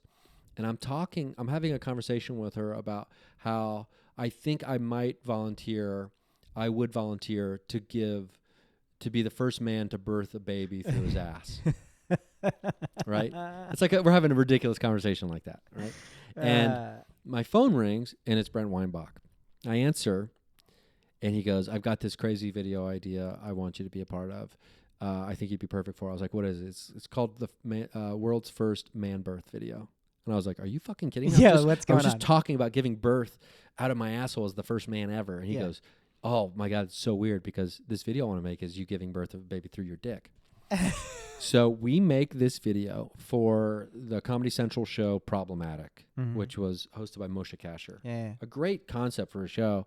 It should have had more, but it was too smart for too Comedy many Central. things were like that were on Comedy Central in the past few years. Like too many shows that were like clearly brilliant, but were just a little ahead of like the time where there's workaholics, man. I want to see dudes like smoking bongs and Detroiters is one that comes to mind. Like I cannot believe they canceled that show. It was like quite amazingly good, and like they were just like, nah. It's unfortunate, but I mean, like, if you consider their target demo audience, I guess, of like just teenagers or whatever. Anyway, so we make this video. It goes up on the dark web as part of the show's episode on the dark web, and then the show walked you through how to access the dark web to watch their video, and it looks pretty real. Okay. A synthetic penis, a huge synthetic penis that I got to walk around in. How big? It was probably, I mean, like limp and thick. It was probably, 8 inches just hanging there, but like probably 2 inch. I don't know circumference. Big old really, dick, basically. but it was like a giant cucumber. It was a huge dick. It was a big dick. And a baby comes through the dick. It's a prosthetic dick, obviously. And a baby comes through, and the baby looks fucking real and has an umbilical cord, and there's goo, and there's blood, and mishmash, and there's all these doctors, and we're supposedly in this, like, secret, like, weird medical room somewhere underground. And then people start uploading it to Facebook and YouTube. And it gets, like, before it'll get pulled down on Facebook, it'll get 1 million views. Right. And then it'll get pulled down. Right. It'll go up on YouTube, get it pulled down after 2 million views. Wow. It goes up. It's the most viral video I've probably ever been in. Yeah. And then Tosh.0, which features clips from the internet. Yep. Doesn't realize that it's a Comedy Central show's property. Oh. They, in the writer's room, are like, we got to do this video. And friends of mine who work on that show are like, that's a comedian. That's Ryan Singer. Like this is. Yeah. So they figure it out really quick. Like so they make a phone call. The producers of the other show say, feel free to use the video if you want. Yeah. So then it goes on Tosh.0, where millions of people see it. Yeah. So now it's all over the internet. When was this? What? This was a couple years ago. Okay, that makes sense. Like 2017. Yeah. Yeah. Okay. And so now I'm getting messages on Facebook. I'm getting text messages from people I haven't heard from in 15 years. The message will just be like, oh my fucking God, seriously? ? And I'll be like, they saw the video, right? The only time I've ever gotten messages like that was I was in the Like a Rolling Stone music video for Bob Dylan, the official music video that came out on the 50th year anniversary of the song. Wow. Like 4 years ago. And up to that point, the most people who I knew from just my life saw that. But this was that times 10. And you go into the comments, right? Oh my on the video. God. And surprisingly high number. Are thinking. Shockingly high number of people are like, science has gone too far. God will punish us for what we've done. Like, thinking that whoever that guy was, me in the video, you have a child now. Gave birth to a large baby, like a 7-pound baby, through my penis. I just want to live thought it as was those real. people, though. I just for like a day embody their consciousness just to see what the world is like. I want to be careful that I actually don't want to do this, but like, holy shit. Where does the switch turn off though? Where does it turn off? Not that, listen, hey, who knows what's going to happen in the future? Maybe people will start having babies out of their dicks, but to believe right now. How do you not know that is fake? So, when it comes to fake news and all that kind of shit that people get wrapped up in and all that kind of stuff, of course they buy into it because people are it's that newspaper syndrome, right? It's on the internet. I saw it with my own eyes. Therefore, it must be real. I saw it, right? Like our brains haven't caught up with the magic yet. It's getting crazier though, because all this the AI face stuff that I see all the time now, like the comedian who'll be doing the impressions and he'll morph into the comedians as he's doing the impressions. Like, it's getting really sophisticated. That's not going to help people who think there are baby dick babies. You know what I'm just now thinking of is It's not going to help. That AI and how they're going to be able to clip together any sentence to make it look like you said any sentence and you did any action on video, because they'll be able to just create anything now. Yeah. And so, well, first of all, you won't be able to use video evidence. The authentication process of audio and video as proving anything will be gone. Yeah. Right? You won't be able to use it as evidence for anything or proof of Right. anything. But I do think what it will push us to is people wanting more interaction in real life with people. And because do you want to live in a world where, and that's not to say that some people don't, because virtual reality is a thing and people love it, and video games are a great example of people wanting to just move essentially into a different world. Yeah. And because they don't, for whatever reason, they don't like this one. And I think it will make people realize that if I want to have any kind of real experience or understand that I'm actually having a quote unquote real interaction with anyone, I have to be with that person now. Yeah. And I think that will lead us in physical space. So I think it will lead to more community. Oh, potentially. That's happening anyway. That's happening anyway. I mean, I was remarking to someone the other day that like a few years ago, 3 or 4 years ago, when I had moved from Manhattan to the house I grew up in Maryland before we had our first kid, we moved back there so we could like collect our lives, have a kid there, and then we're like, we can't have a kid in Manhattan. That's crazy. When we moved up to where we eventually lived in the Hudson Valley, it was about the time before we moved up there where I just started talking about people having like intentional communities, but not in like a weird Osho kind of way, like where it's like everyone's fucking all the time and it's just like some free for all. But like regular people who had houses on property, a lot of acres, doing farming, but not in like a crazy way, just like normal. And within, I think, 6 months of moving up to where I live, my friend Zev, who's been on the podcast, hit me up because he listened to it and was like, hey, I have this place. And it was like to the T kind of exactly what you would think the permutation would be. Like cool people doing cool stuff who are normal and it's not weird. And I think that is happening no matter what, but I can see how some of these technology things push us to crave the actual real world communication, which is great. I'm not a Luddite. Like, I love technology. You see all this shit here, but I do think that like if one of the byproducts of all of this kind of invasive, weird kind of like you can't tell what's real online stuff makes us be with a person where there's no like visual filter, that's fucking cool. That's cool. And to me it's the ebb and flow, because I remember when MySpace first really popped, Friendster tried it and MySpace kind of made it happen and then Facebook exploded it. It was a new frontier and it was exciting and it was wonderful because now you didn't always have to go all these different places to communicate with all these different people. Yeah. And it was amazing and it was beautiful. It was exciting and it was wonderful. And I utilized it constantly and the way people do now. And we had this new ability to connect with all these people. Yes. And we loved it. And now we just sat at home connecting. But that has turned into everyone sitting at home connecting.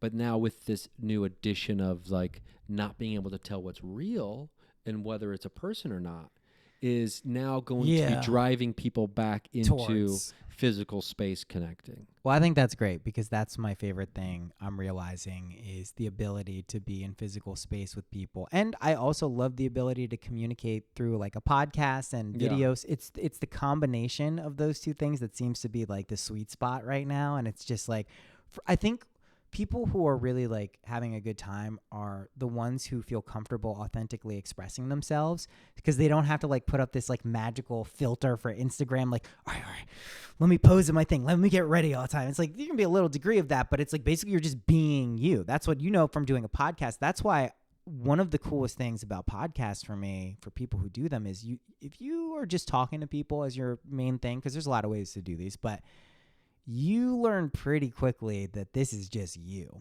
It's like an authentic carbon copy of where you are over time. You can arc the trajectory, and that really begins to reveal like what's important to you because you have this map.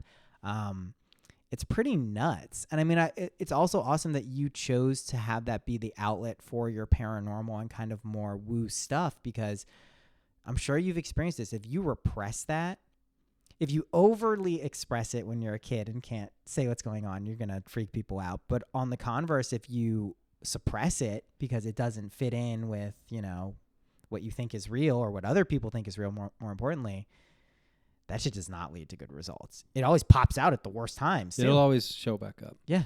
And it's interesting because like I didn't see ghosts as a kid. I didn't have any of that kind of experience that really like spurred me on. And then like different people have different ideas of what paranormal means. I was at Alien Con in 2016 and I had a booth set up there. I was like the official podcast, right? So I just kind of bounced around trying to interview people that were there and let people walk up and tell me their stories at my booth. Yeah. And this one guy stopped and he goes, "Me and Paranormal You, huh?" And I go, "Yeah." And he goes, "So what's the show about?" And I was like, "Oh, for me, paranormal is anything outside the normal. So, you know, ghosts, aliens, witchcraft, the esoteric, the mystical, the supernatural, the unknown, cryptids, all that stuff." And he goes, "But paranormal's alien stuff." And I go, "Yeah, well, aliens are part of the paranormal." He goes, "Paranormal is our aliens." And I was like, "Well, I guess that's what you think. Sure. If you want to view paranormal as only being alien stuff, that's fine. So you interview people who have been abducted by aliens." And I go, did he get abducted by aliens? You should. I don't you ask know. him? I didn't Maybe ask that's him. what he was trying to tell you. He was being a little more like aggressive than like curious. Maybe you know what I he mean? got abducted though. So, and I was like, there was like a bunch of we didn't get that far with it, but it made me it was a reminder to me that people have their preconceived ideas of what something means. Words, and when you go up against that, it's problematic sometimes for people. They don't want to accept or they don't want to adjust their viewpoint. They want to make you fit into the box that they've already built. And so if I talk about paranormal stuff on stage, you know, that happens in my act regularly, where people they came to the comedy club because a comedy club represents a certain thing. Yes. And now there's a guy up there talking about crystals and magic. You're talking to people's deep and, unconscious stuff. Dude. And they're like, "I didn't come here for this shit. Yeah. I didn't come here to think at all." Right. I just want to laugh. And I don't perform stand-up comedy with the intention of, "I'm here to make you think tonight, everybody." Right. So get comfortable. Right. Let's start thinking. You know, yeah, because that sounds genuinely awful, right? Yeah. You know, I'm there to make people laugh with the stuff I think about, right? But the things that I think about that I have turned into what I would consider to be jokes, or humorous ways of presenting them. I think that's the best way of describing a joke of what I would consider. That's it. Because let me tell you, there is a group of people out there who do not think that they are jokes. To the point where people have even interviewed other audience members in the bathroom about how what do you think about this guy? How are you experiencing? What do you think? Holy shit. So a friend of mine who was there filming my sets one night at a club was telling me he went to the bathroom and there was a guy in there like performing exit interviews in the bathroom. Oh my What do you God. think about the comedian? I didn't think that. I don't like him telling us that God isn't real. And I wasn't saying that God isn't real. I was saying it was a joke about how it's the crux of the joke is it's a joke about how I believe in Bigfoot because I Yeah. believe people when they tell me their experiences. Yeah. And I say that there's more video evidence of Bigfoot than there is of God. Right. Whoa, that's and I gonna was rub like- some people the wrong way. Yeah. And so the joke is like, show me one video of God and I'll believe, but you better hope it's not blurry, right? And good so joke. this guy took it to mean that I'm up there shitting on God. How dare you? You know, needless to, or you know, regardless of the fact that I go on to talk about how right after that bit how I believe in God. Yeah. That doesn't matter. No, he's just locked on to that. He's locked on to show me one video of God. God dare you? Somebody, fucking- I've gotten great heckles during that bit. One time I got a heckle like when I was like, "Show me one video of God and I'll believe," and someone goes, "Just go outside." And I was like, "You don't understand how much I agree with that heckle. Yeah, and it's also Like I believe that heckle. Right. Like I know that I truly in my heart, I get where you're coming from, and I just wish you understood we were on the same side." and that it's a joke and not proof of me Yeah. not believing in a magical, amazing place. It's Yeah. a picture of a tree. Yeah, man, exactly. That's what I'm saying. Like, You could probably record enough of the heckles and put together a whole album just based on the ridiculous ways people react to some of this shit, because it's like if I went to like a group, like a dinner party, and I just like whipped out tarot cards and like forced readings on people sometimes and they didn't want it. That's probably how those people feel, but it's not that, because it's jokes. And it's like, I also have the benefit of knowing you and having listened to you, so I know where you're coming from on this, but it is funny that people's conceptions of some of these ideas prevent them from seeing funny shit. It's like, wow. I came here to listen to the comedian tell me how my wife's a bitch. Yeah. And I need a beer. And my kids are assholes. Yeah. You know, she never comes. Yeah. Which is like, She's always yeah. late. It's the same shit. You know, I'm lazy. That's what I want to hear about. You know, I don't want to hear about you're telling me that we're robots. That's a fun bit to do sometimes. Like, I mean, I don't, you know, my idea of singularity and of the idea of that we may be robots has evolved. But like, I've been reading this interesting. I finished this other book called Life Without Death. It's all about the survival issue when it comes to paranormal and parapsychology, because parapsychology is about survival. Is that Eben Alexander? No, it's Niels Jacobson. Niels Jacobson. It was written like 40 some years ago. Oh, wow. And that book led me, at the very end of that book, he references another book, and I'm like, wait, fuck, I have that book. I've never read it. It's on my bookshelf. Someone gave it to me like 4 years ago. Wow. I haven't gotten around to reading it. Now I guess I know what book I'm reading next. Yeah. I took a break, so I needed a book that wasn't like a textbook Yes. of like I know. stuff. I needed an easy read. Yeah. So I read Adventures in the Screen Trade by William Goldman, who was a famous, well-respected screenwriter. He wrote Butch Cassidy and the Sundance Kid. Oh, cool. He wrote The Princess Bride, which is based on his story, The Princess Bride, or his book, The Princess Amazing.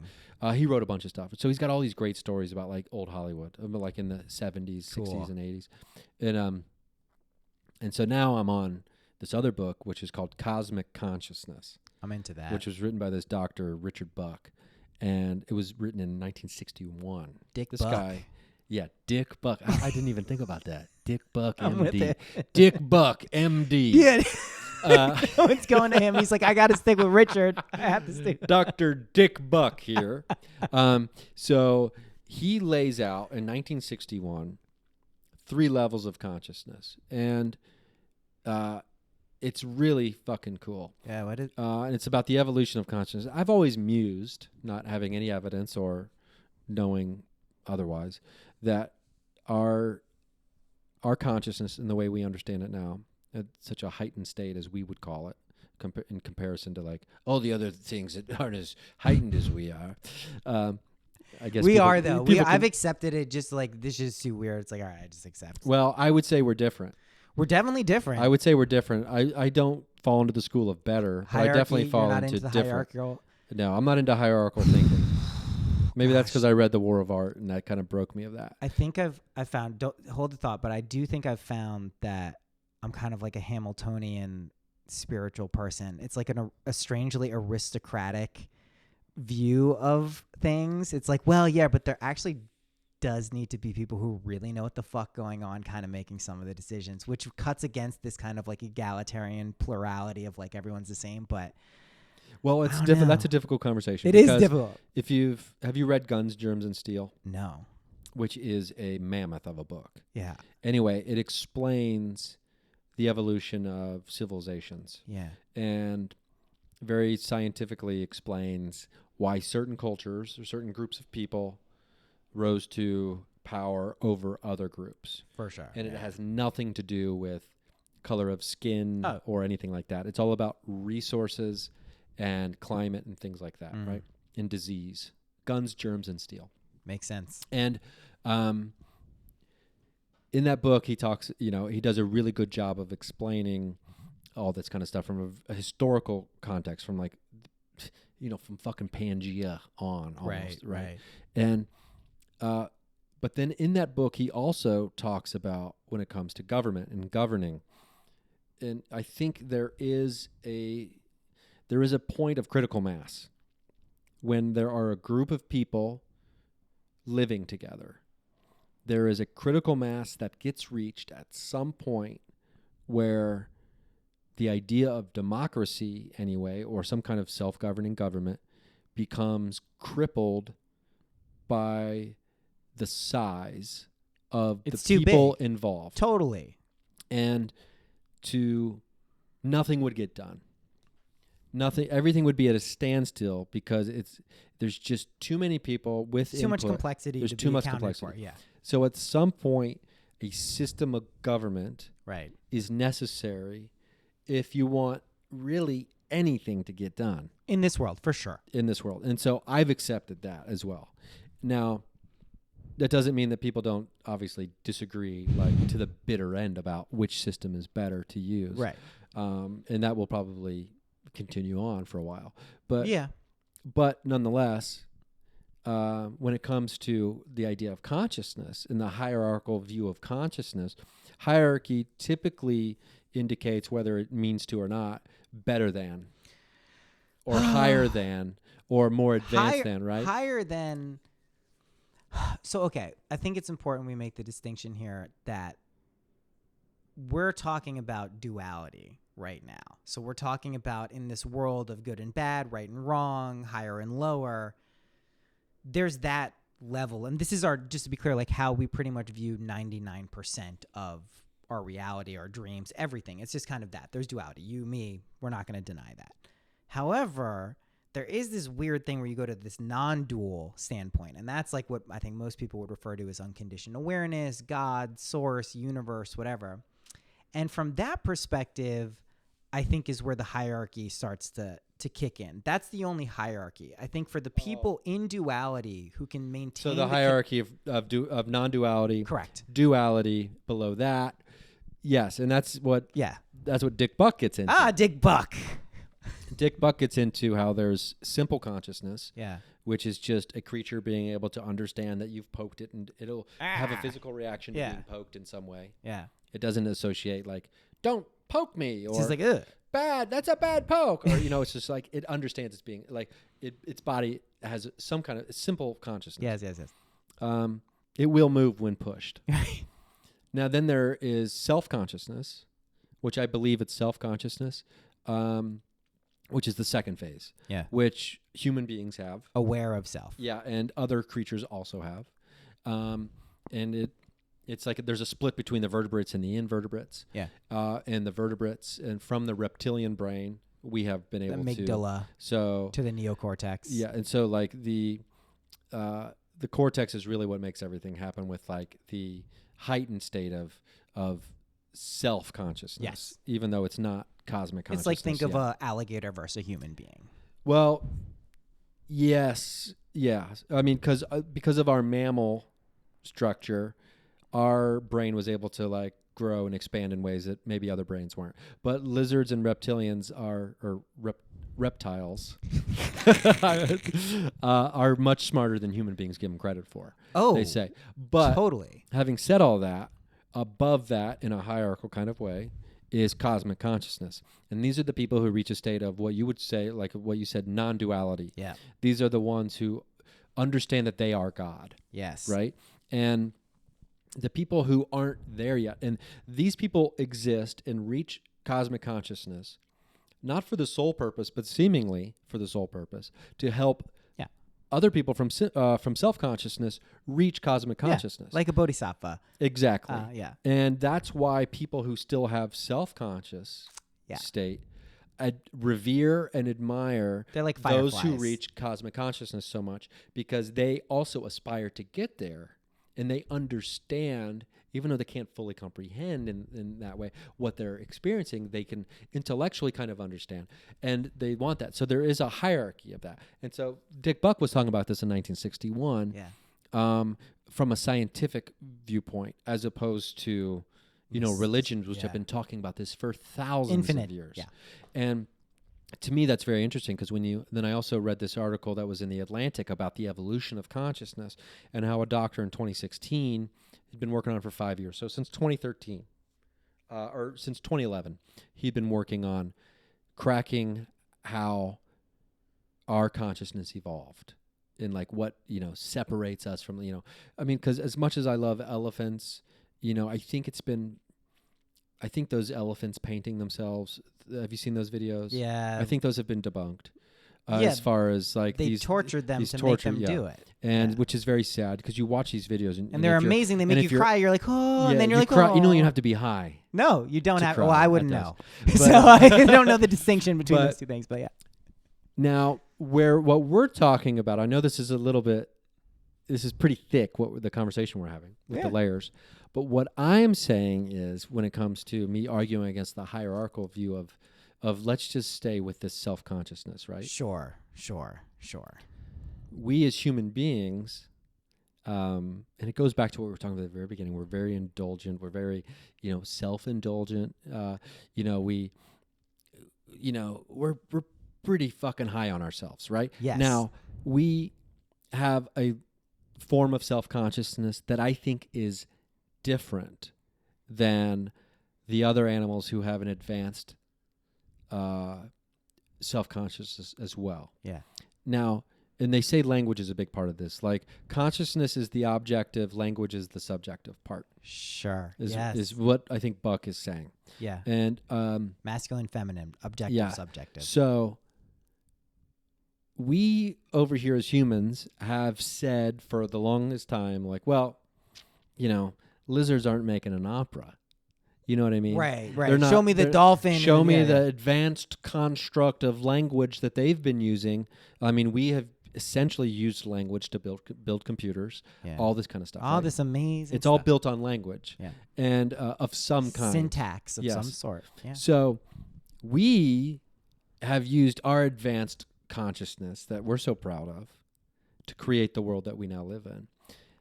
Now, our consciousness, in my opinion, is not even close to being better than the self-consciousness of other animals, because has the self-consciousness of other animals who are self-aware, have they used that to literally destroy the environment they were living in?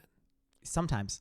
So sometimes, like a beaver would inadvertently fuck up the environment by building a beaver would around destroy base. the Amazon rainforest By accident. No, if not left like to that. its own devices. Not like that. However, no, I of course hear your point. I'm just being cheeky. But basically, here's what I think is important about human beings and their seeming tendency towards destruction of not only their environment, but their surroundings, but themselves, is there's a little trick I learned, and it's working pretty well. And it's not that it doesn't have its own perils and pitfalls potentially, but it's figuring out how to become selfishly selfless. And it's like a little trick where you can use your desires and what you want, but make a deal with yourself that they won't really happen the way you want unless you can tie them into being a selfless person. So when I look at things like human beings being destructive, destroying the environment, whereas I used to think like, oh my gosh, there's some innate quality in human beings that makes them destructive or apt or prone to shitty things. Now I look at it as like, oh, this is the perfect vehicle for waking people up, because there's going to be enough people who don't have that inherent belief who look at it and go, oh, this is a problem to be solved. This is not some fucked up, horrible spinning out of control, but it's just something that we need to now figure this out. Now, generationally, it certainly seems that the older generations had less insight into the impacts of what systems were running them. Going back to your whole systems thing, I mean, like the corporation system has been running amok because people be like, hey, look at Monsanto. Can you imagine working for Monsanto? Yeah, the individual employee at Monsanto may not be in the same position to make the ethical justification that because they clean the toilets there, they're a bad person. So these systems really do superimpose themselves on us. However, if those same kind of problems are viewed as the necessary kind of juice or fuel to helping solve them, they cease to become this bad kind of like, oh, human beings have this fucked up part. And you tie that in with this selfishness thing, because a lot of people will have something pop up in their life, whether it's a desire, a wish, something they want, or even a fear that they'll judge or condemn because it seems incongruent with what's going on around them, for them, or just maybe even an ethical or moral thing. So they completely just shut it off, which never works, as you know, like for anything, anytime you suppress something, it just always comes back. But rather than pushing it away, if you find a way to have it serve the greater good, like if you know, we won't use anything related to us. I'm careful to do that. But let's say we wanted to be a very successful chef. If I could find a way, like what's his name, Jose, the guy in D.C., who basically used his culinary prowess and like he's a super famous chef. And when Trump was saying that immigrants couldn't come in and the Mexico stuff, he just started giving out food. He started saying like anyone who comes in, they can come here. We'll feed them infinitely. He used his platform to serve his highest good, but also got to achieve all of the material and wonderful things that like are probably just fun as shit for him too. So that seems to be the name of the game for people who recognize these problems. Like I think it's a very dangerous game to play where we stick our head in the sand and don't pay attention to the suffering in the world and the tendencies of humans to do fucked up things, because then we're bound to repeat those mistakes. But if we can just be discerning about them, make sure we're not doing them, tie in what we want in life into something alleviating those problems or being part of a solution, it's like a turbo boost in a game that gets you to where you want to go, because you then stop judging and guilting yourself over maybe something that seems like you shouldn't want. Like I'm tooling around in a Mercedes that they gave me, and like past me would have felt bad. I would have been like, this is ridiculous. Like why am I doing this? Now I'm like, this is so much fucking fun. It's like, I know it's not any worse than any other fucking car they were going to give me. I like it now. I know how to use it. So it's also helping me do the things I'm doing here. You tie it in to your life and the life you want to be living. That seems to be, if you can be selfishly selfless, you've basically hacked every fucking thing in. I mean, I like the way that sounds. And also like the system of the world that we live in now is, you know, no person, when provided with all the things that they need to be happy and to survive, is going to be a bad person. No, stable. Like I don't think that. I mean, there's mental illnesses and all these kinds of things which are sidebars to this. For right? sure. But I don't think human beings are innately evil, bad creatures. I do think there's duality, like we talked about. Right. And what's interesting is, like, when it comes to other creatures and the use of their self-consciousness to live their lives the way they do, it's almost like they've already reached a stage that human beings want to get back to almost, but at a higher level, if that makes sense. You know what I mean? Because the alligator is pretty happy just being an alligator. But you know what I mean? In the now, in the moment. an alligator isn't sitting there, to the best of my knowledge. Yeah, you don't know. They're like Which super is me. neurotic. Yeah, They're yeah. super neurotic. God, when I was just a little alligator, I fell off that log in front of Sally, and now she's swimming around with Charles. I'll never get over it. Hey, Ralph, get over it. I can't get over it. You know exactly what I mean? what's going on. So who knows? Maybe that is happening. But I do think that because I think it's clear. I would like to believe it's clear to me. So I do. That there are people who have reached this, what Buck would call cosmic consciousness state. Right. Or, super consciousness, some people are calling it. It's also, I think, the same as when people talk about moving into 6D.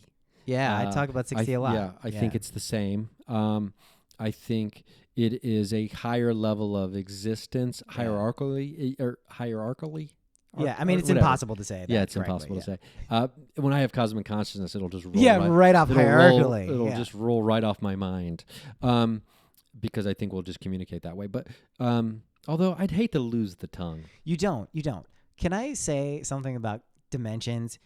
Truthfully, only based on my direct experience, you can move up and down the ladder of ascension pretty fucking quickly. You just got to get familiar with each level so you don't get freaked out, because what it feels like if you're moving up too quickly, and people do this with drugs sometimes, or psychedelics, you'll get launched into this other dimension of consciousness and you'll be like, what the fuck is going on? That's all you can hang on to. 6D, we don't lose any appendages. We don't lose anything. It's a state of mind, truthfully, where you just know how to kind of vibrationally match whoever you're with or whatever you're learning. You see this with like kids on YouTube. They'll just be like incredible at fucking guitar at like 5 years old. And like they clearly haven't put in the 10,000 hours, but they're just like as good as like the best guitar player. That's like 6D. You're still a person in all of these states of consciousness, at least in this world. Other places, I don't know. Yeah, I just didn't want to I guess there's always eating and stuff like that too. But I was thinking like if we all move into a state of where we're telepathically communicating with each other, that we just evolve away from needing our tongue. And it's just like, no, man, I like having a tongue. It's fun. You're going to keep the tongue. Okay, don't good, worry. good. You're good to go. As long as I get off tobacco, I'll keep the tongue. Don't say that. You can do whatever you want with tobacco if you know that it's not bad for you. I know that sounds stupid, but it's not. This is some Abraham Hicks type stuff here. I never read Abraham Hicks, but I mean, I do know that what creates our reality is our mind and our imagination. And I've literally had McDonald's. Before I had it, I laid down for 15 minutes and I was like, listen, I'm going to go to McDonald's right now and I'm going to get what I call a 1-2 combo, which is a number one, a Big Mac. You had a prayer appetizer. I did. And listen to this shit. So I get the worst thing at McDonald's. Because when I go, I want to go. What do you get, the Big Mac combo meal? I get the Big Mac combo meal and 2 cheeseburgers. Oh, I mean, that's going for it. 1-2 combo. Go for it if you go to McDonald's. You go get a fucking salad? What are you doing with your life? Get a salad and a soda? Last time I went to McDonald's, I had the fish fillet. I mean, there are people who are into that, is what I'll say about that. Donald Trump being Well, I've been off red meat for a while, but yeah, no, that's a pro move though. You go to McDonald's, you get the Big Mac combo meal large, and you just and 2 cheeseburgers. Yeah. And I would always get, this was my move at McDonald's. I would get the spicy, or not the spicy. I'd get the chicken sandwiches, which are like $1.50. You get 2 of them for like $3. I don't. And think I'd that say sounds, no is that mayonnaise. what they cost still these days? You can get like 2 for $3. Oh shit! And at least at my spot, they know me over there. I pull up and they're like, 2 McChickens, no mayo. Nailed it, kid. Because when I get home, I just dump hot sauce on it. Nice move, though. That's also a pro McDonald's move, because it's going to be infinitely better with hot sauce. Yeah. Anything. Wow. Yeah. So yeah, I mean, I next time, tomorrow when you go to McDonald's after your appetizer prayer, yeah, get the Big Mac combo meal and then get 1 cheeseburger and 1 McChicken. You can do mayo if you want. Oh, yeah. Mayo just has like more. It's just a lot more calories if you get the mayo. No. You're missing the point. Let me explain to you what happened. Okay. That's why I'm saying you get the mayo, because I'll go balls to the you wall. do the mental thing beforehand where it's not going to affect you. So I didn't know if it would work, but I had a feeling it would work. And I told my sister, and I was like, listen, I was staying with her. I'm like, I'm going to McDonald's, because she has a McDonald's right next to her house. It's in weird upstate New York, but it's just like there happens to be McDonald's right there. So I'm like, I have to go. So I was like, I'm going to go, but let me lay down for 15 minutes, and I'm going to imagine the feeling of after having had them. Because, sometimes you have fast food, you're like, I feel like shit. My life sucks. I'm a bad person. I was like, I'm going to imagine feeling really great and knowing that this won't affect me physically in any way negatively. Did that for like 10, 15 minutes, got up, went to McDonald's, brought it back, had my sister eat one of the cheeseburgers because she seemed like she wanted it, even though she says she wasn't. I was like, it's good. Felt fucking fantastic afterwards. Just like felt amazing. Not like just like the fast food high for like hours later. It felt great. That was 3 weeks ago. Definitely did not affect me negatively. I've lost weight and been in better shape since then. And you could say, okay, well, you know what? There's any number of physical things that led to that. But my conception of reality now is, as hard as it may be to believe for some people, is if you can just lock into that belief, weird shit starts to happen. I'm going to try this. Try it. It's fucking After I leave nuts. here. Yeah, you got to do the thing first, though. Like across the street from my house is a McDonald's. Dude, please do it. Please do it. And I'm going to report back. Please do. And if it does, I'm going to eat Big Mac meal. Even though I'm off red meat. Please do. I'm going to not feel bad about it. Don't feel bad about it. And I'm going to get 2 McChickens with mayo. I'm telling you, man. And then I'm going to dump a bunch of fucking hot sauce on them. Because it actually makes for a better mix with the mayo. Of course it does. The sandwich with mayo hot sauce combo is It makes it fucking more of a incredible. sauce. Why would you restrict? That guarantees those calories are going on you when you pull away the mayo. That's the thing that pulls Now, it let me away. ask you this. Yeah. Because I'm already doing it. Yeah, I get it, man. I'm already doing it. I was going to do it as soon as I heard you say, I went to McDonald's the other day, but first I laid down for 15 minutes. I was like, I'm doing this. I'm doing this. I am doing this. Now, let me ask you this question. Yes. Because I'm into this system. Yeah. And I'm a big proponent of it. And I'm getting better and better at locking into it. Yeah. And because I used to have a poverty mentality, I make fucking money now. Amazing, right? dude. I make money. Congratulations. Thank you. Amazing. And people are like, oh, so how much did you make? I'm like, dude, you're not listening. I make money.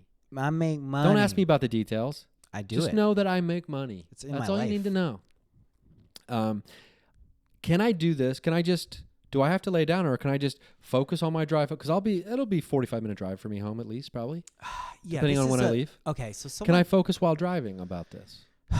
I mean, the answer is yes.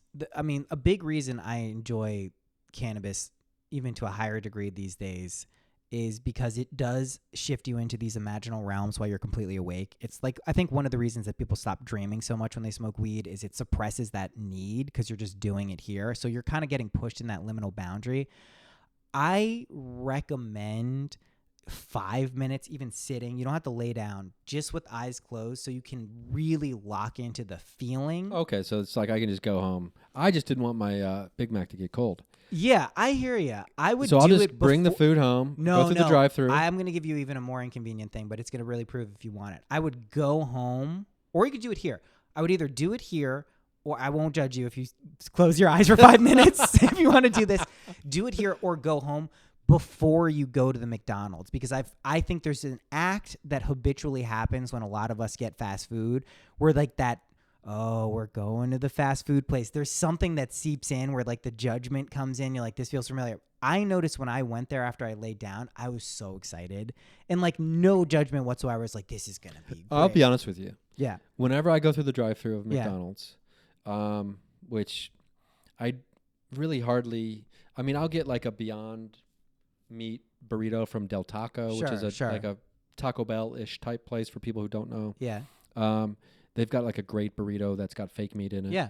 I'm never like, why am I doing this? You're I'm like, I always know exactly why. I can't wait to fucking eat this. Yeah, so you'll be fine. If you can just lock into the feeling, it doesn't matter whether you're in that state or not. It's just you need to believe for real that after you're done eating it, you know you will feel great. And you may pressure test yourself. For anyone listening, you may pressure test yourself and feel like a little weird for a second. Just don't buy into it. This is what I've been doing with colds. I've traveled cross country now 4 flights in the past month. I've not been sick at all. I have toddler. I've been around kids fucking at preschool, all of this shit. Haven't been sick. I've felt at various times a little tickle, something that before I would have been like, I'm getting, turns into a cold. This time I'm like, nah, don't get sick. And that shit sounds totally crazy to people, but I know my relationship to my own body. So it's just a matter of locking into the My brother and I used to do that shit. It's nuts, right? We would tell people, because my mom would always be like, you need health insurance. My brother and I would be like, we don't get sick. No, we don't get sick. I actually don't. Sick. And I don't know if we talked about this, but the minute I got health care. You told me. I got like strep throat 3 times within a year. Yeah, man. You know, because you're in the system. You got locked in the pendulum, yeah. But now I just don't get sick again. I mean, I still have health insurance, but I don't fucking need it. Yeah. And and I'm not going to need it. But I do love that. And I love fire cider too. I make fire cider, which is great. Which is like a concoction of apple cider vinegar with a bunch of shit that's like seeped into it for 5 weeks, and then you strain it and you do a shot of that.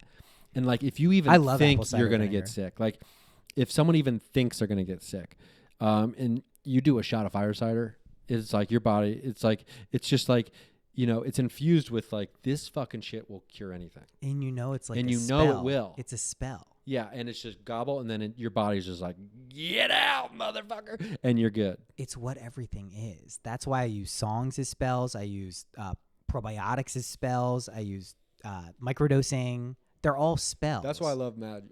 Yeah. Because it's about, it's you know, setting intention, creating your reality.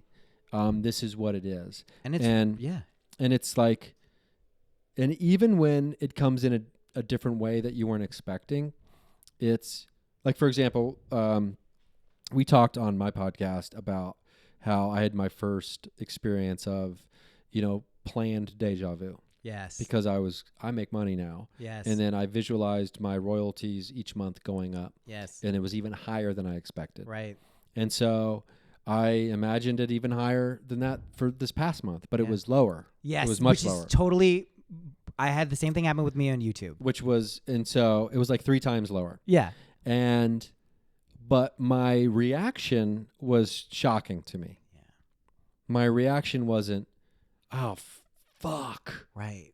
You know, like it could have been like, oh, fuck, I was budgeting for this new reality. Right. Fuck, I'm fucked. Right. My reality was like, this is what it is this month. Yeah. And guess what? I've got fucking nothing to worry about because I make money. Boom. This is just part of me making money, son. Like, and I'm going to, guess what? That money's coming from somewhere. It's coming from somewhere. It always does. Yeah, and I'm not just sitting on my ass in my room playing video games all day, waiting for money to come in.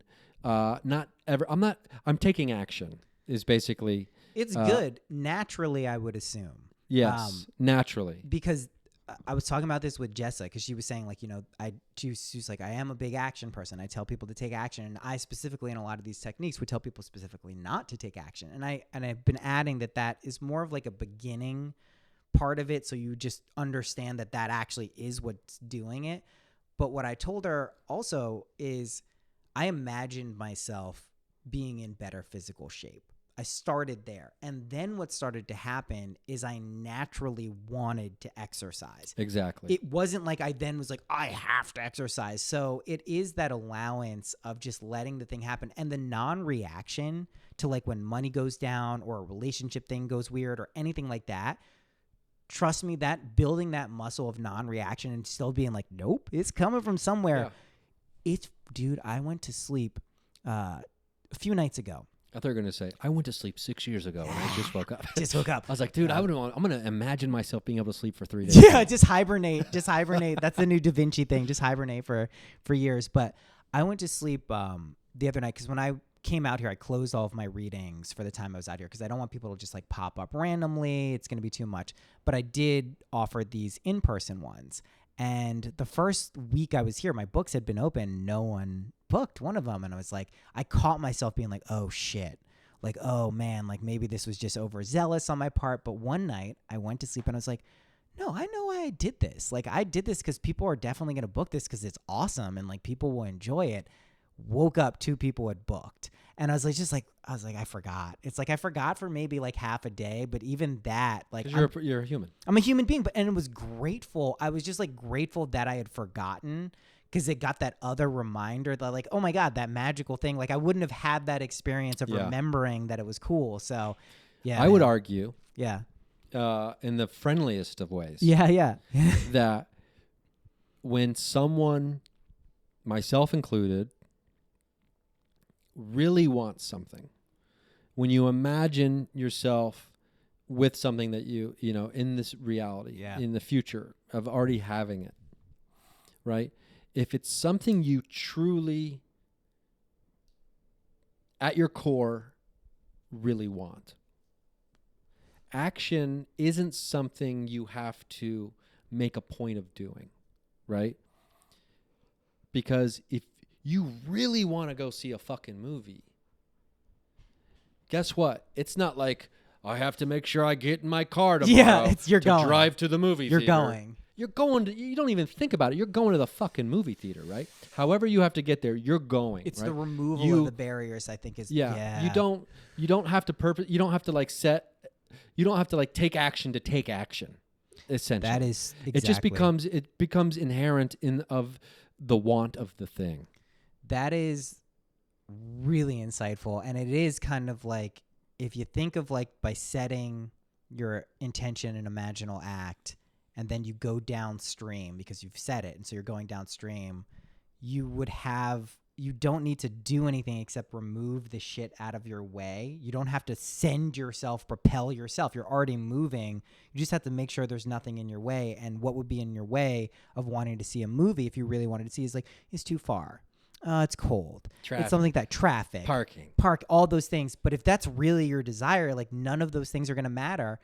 I've also noticed this weird thing in LA, man. Like, I don't have a big traffic problem.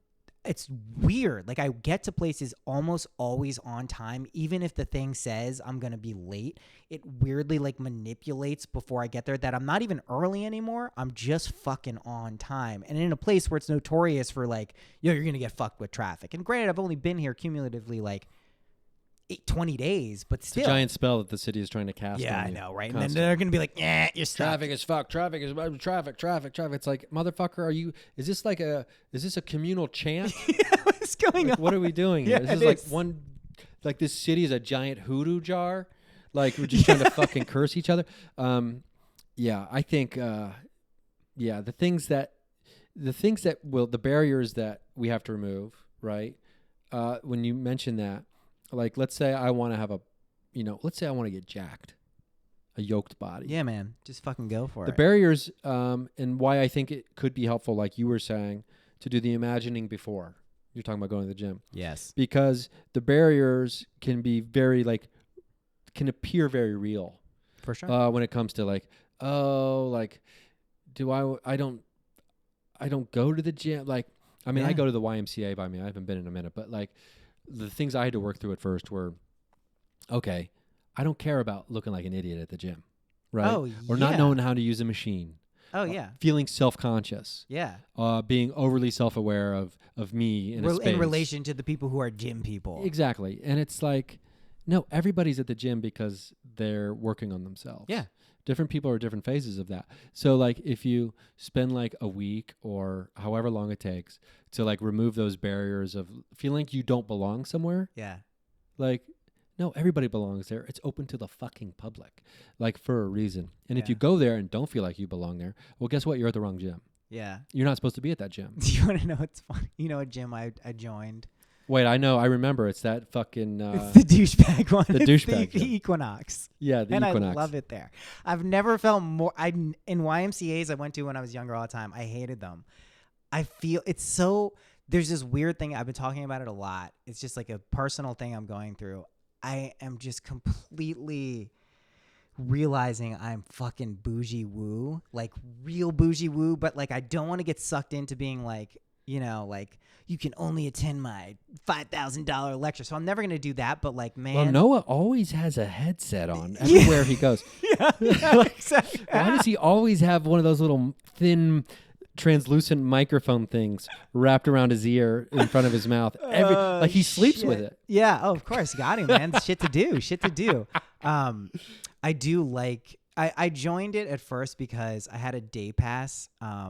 Duncan was like, do you want to work out? And I was like, yeah. And he's like, I'm at Equinox. I'm like, cool. I've always wanted to go. Also, the owner of the Miami Dolphins owns Equinox. I'm a Dolphins fan. So there's another little like reason I can accept it. For sure. I'm into that. I mean, I'm excited about the Cincinnati Reds off season right now. They signed a big free agent. You're a Reds fan? I'm a huge Reds fan. Are you a baseball fan above? I love baseball. Everything baseball. I mean, I'm in like amazing. 3 fantasy baseball leagues every year. Oh, cool. I used to play fantasy. Which is one too many because now I'm rooting against my own players constantly because what leagues do you play on? Yahoo? I do. Yeah, one league is an ESPN league, which I don't like. Yeah, I hate their fantasy. I hate it too. But the other two, one of them I run. The other two on Yahoo. You're the commish? Yeah, I'm the commish. I was newspaper commish back in the day. That's how long I've been doing fantasy baseball. What is newspaper commish? Every Sunday, I'd get the Sunday paper, and I'd tally the stats by hand. Straight old roto. My dad. And I would email everybody the results for the week. Like, I had to tally all the stats for everybody. Wow. That's similar. Like, I used to have to call up. I was a Dolphins fan. I'd have to call the George Michael sports machine in D.C. where you'd call it up, and they'd tell you the scores. And I'd have to find out. I didn't know they had a line. Oh, dude. I just always watched it on. Dude. It was Saturday night or Sunday night late. Yeah. So he was in D.C. His base. He had a local number that you could call because I lived in the suburbs of D.C. I love the George Michael sports machine. Oh, it was the best. And so I'd call up, and I remember the one time I called up, and they told me that Dan Marino had torn his ACL against the Bills. And I was like, no. And like everyone in my family was like, what's the matter with you? I was like, Dan Marino. What's the matter with you? Is George Michael Sports Machine responsible for ESPN?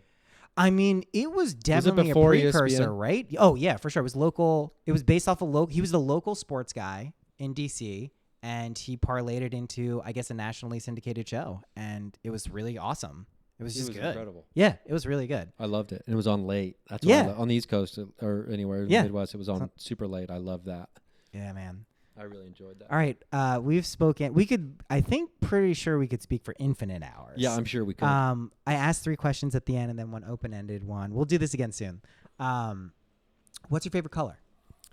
Right now, oh God, it vacillates between green and blue. Okay. I'm gonna say, oh shit, blue. I'm into blue right now. I mean, my jacket over there, I love that blue. I mean, look at that blue. I mean, you can't see it if you're listening.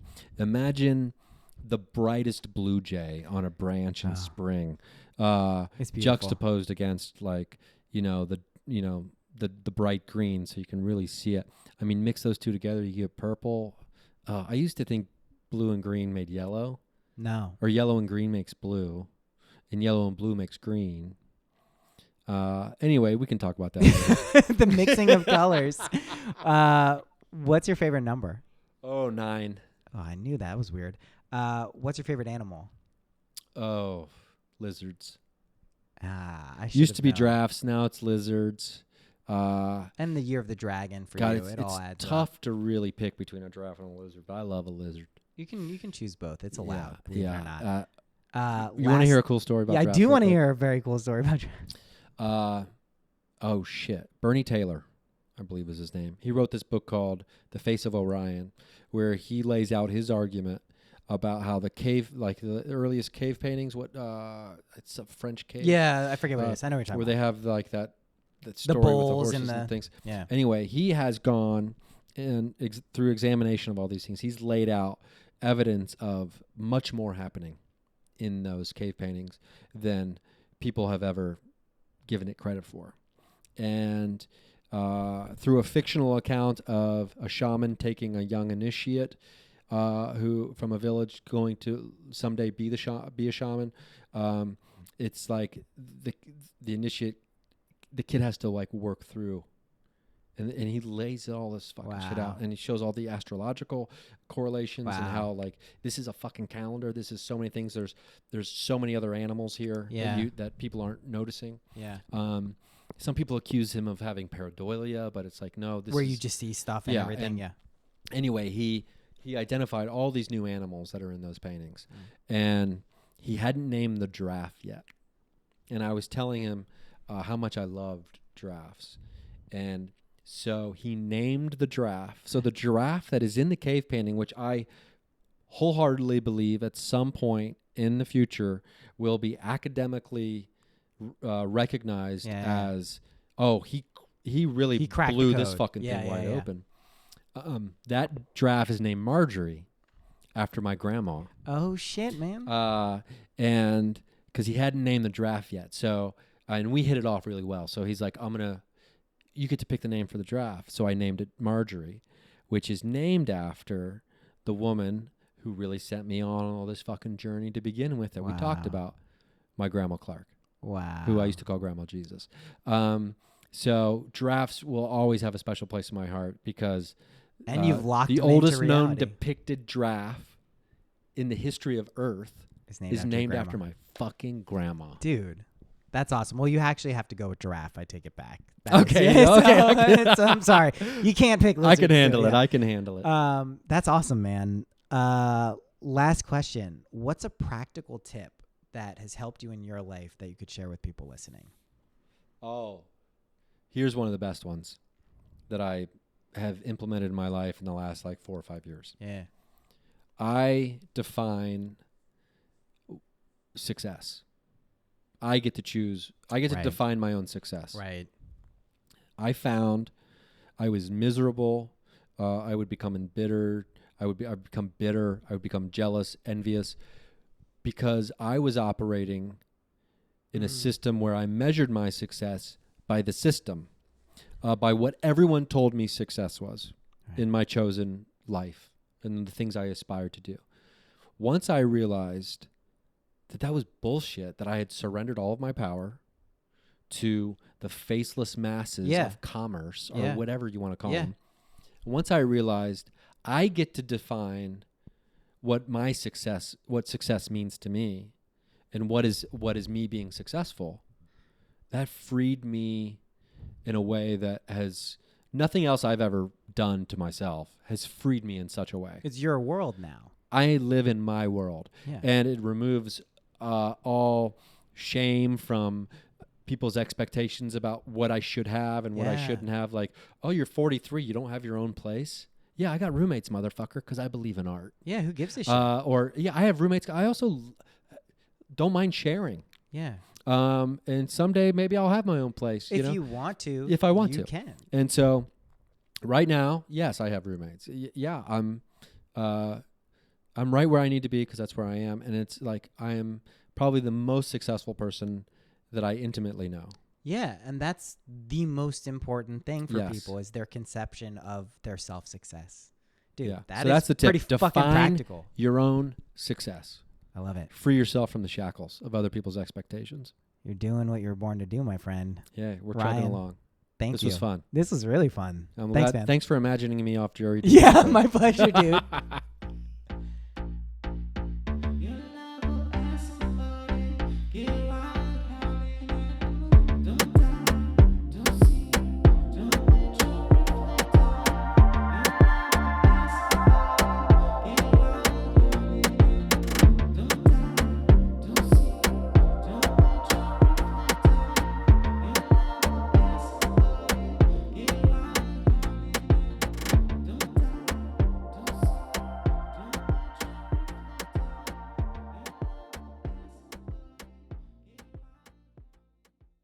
Well, thank you for listening to that episode. Don't know why I went with that accent. If you like Ryan, you like Ryan. You just listen to like a 2-hour podcast. You like Ryan, okay? Go subscribe to his podcast, Me and Paranormal You. Go subscribe to everything he fucking does. Go support him. If he's at a fucking comedy venue near you, go to it because it's good. Not because you have to, because he's fucking funny. You will be hearing more from Ryan and I, I'm sure. Ryan and I. That's a funny way to say things. Yeah, LA peeps, hook it up. Let's go. Let's do it. If you got weed in LA and you want to hang out, fucking hit me up. Noah@syncpodcast.com. Like this podcast is literally just a vehicle for me to get drugs at this point, which I am open to. Okay, that's it for this episode. I will see you probably next week. Maybe I'll do a bonus one, but probably next week we'll just do with the Jesus stuff. All right. Happy imagining.